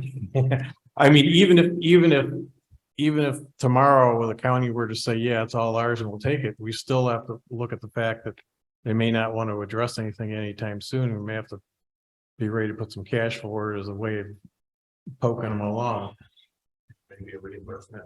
Yeah, no, I'll just mention in regard to some of the park projects, and, you know, I think at a point where you all kind of decide what your priorities are, and we have a, you know, it doesn't have to be a site plan, but I'm just going to use Yandle Grove as an example with community parks and playground, and you have the right to apply. You can only submit one project a year, but you have the right to apply every year. And we don't have any track record with them yet. We'll see what happens with Yandle Grove, but they do tend to like people who have projects and get them done and spend money. That was certainly the experience in Westminster when they had some funding left over. They actually came back to us and said, do you have a project you want to apply for? Because we have funding left over. I think if you all can kind of decide what your priorities are in that kind of parks, open spaces kind of realm, I guess I just want to remind you all that there are funding opportunities. It obviously takes a little bit longer. But I would encourage you to kind of prioritize first, and then maybe kind of delve into a project in more depth in terms of what's actually wanted. And we can certainly submit some grant applications as well before you jump in too much with saying the town should use its funds. Let's see if there's some other funds that might be available for projects you have interest in.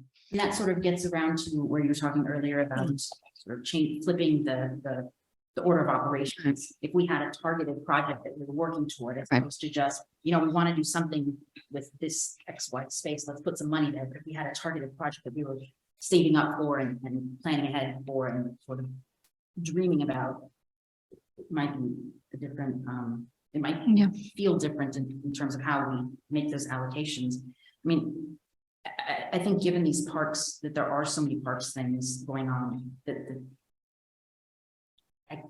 I don't have it in me to talk about them and make those decisions and deliberate right now of where that priority is.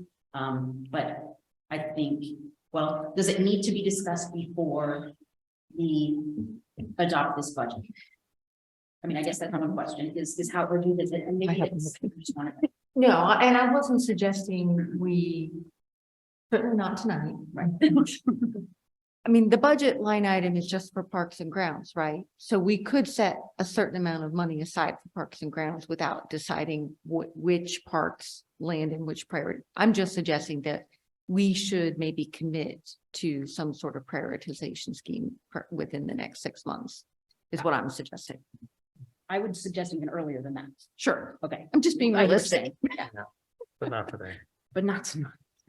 There's Right. Not tonight. Okay. You ready to move on? We do not have 2 hours. No. But we wouldn't finish that discussion. Are we talking about the project process dates? Because that. Yep, we're pretty much close to being done. So unless you all tell me otherwise, my goal was to have the budget ordinance prepared and, you know, obviously at your discretion, but ready for introduction on March 13th.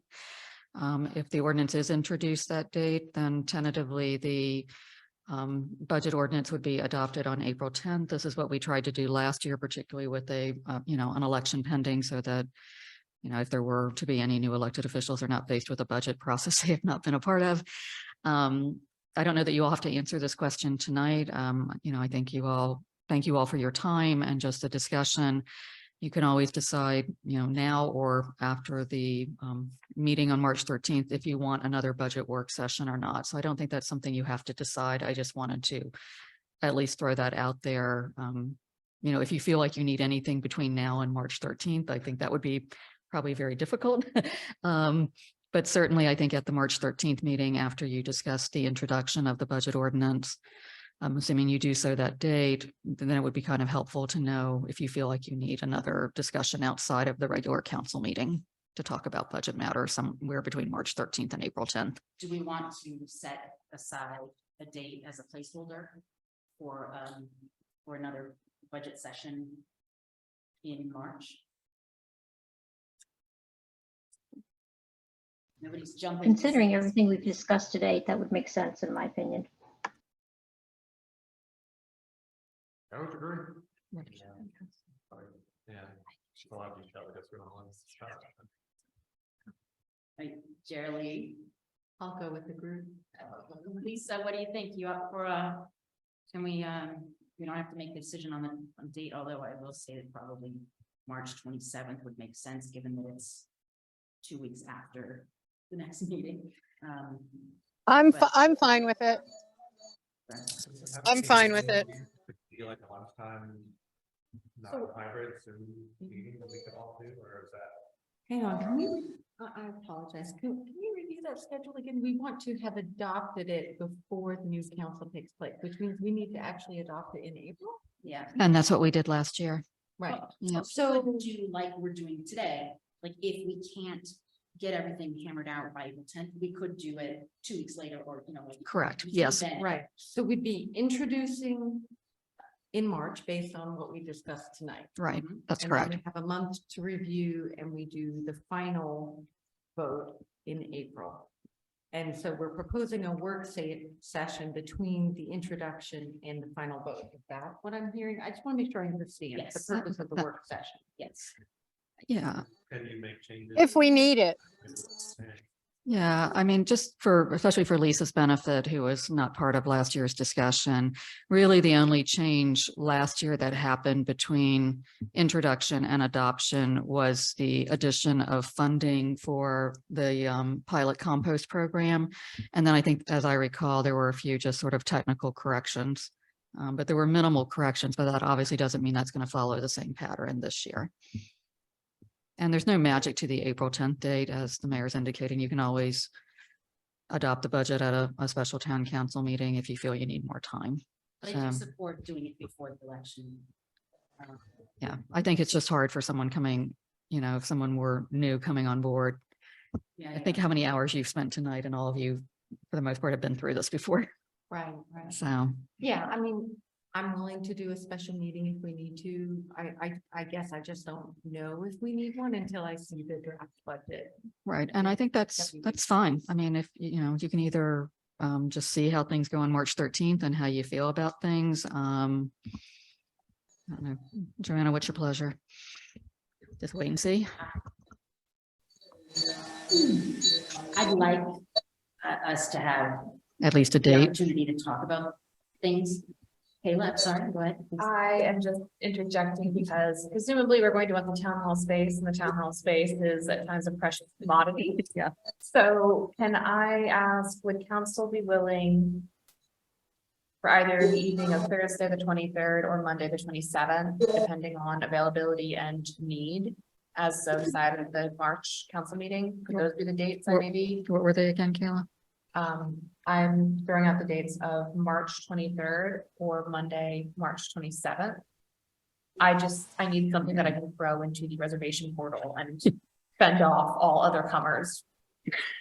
Please just picture me like I'm trying to keep people off my ship in Pirates of the Caribbean. Isn't Thursday Tai Chi? Thursday might be Tai Chi, but I feel like they're off this month. That's part Okay. of why I'm throwing out other dates. Yeah, yoga was often. Mondays are usually up. Yes, Monday's also kill us. Yeah, fine. Oh, I don't know if anybody even heard. I'm not Question. available on March 27th evening.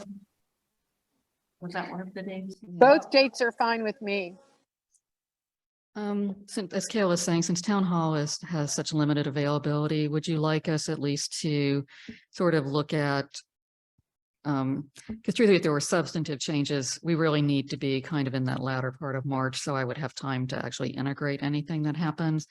If it's okay with you all, we'll just see when town hall is available, do a doodle poll, and just if everyone can keep an eye out for it tomorrow. Would that work for everyone? Should we? That makes prefer sense. Whether evening is the only time, is there? No. You want, Steve, did you want to have consideration of not evening? Yeah, I wonder if it benefits a lot of us to not do that session in the evening, like do it midday, or is it, if it's better for everybody in the evening, that's fine for me, but just. Like, staff, Do midday weekends, but not really during the week. not during the day. Okay. I'm sure town hall will be available. I'm okay with those 2 days, but it sounds like we're gonna get a doodle poll. Yeah, we'll send a doodle poll out before the close of business tomorrow. With that, the time is 10:02. This was a great meeting. I think we did really well. It was so substantive that it did take us longer, but That's good. I feel really good that we weren't spinning our wheels and we weren't, going in crazy directions, and so very great work tonight, y'all. So we are adjourned. Thank you. Thank you, everyone. Thank you. Have a good night. Night.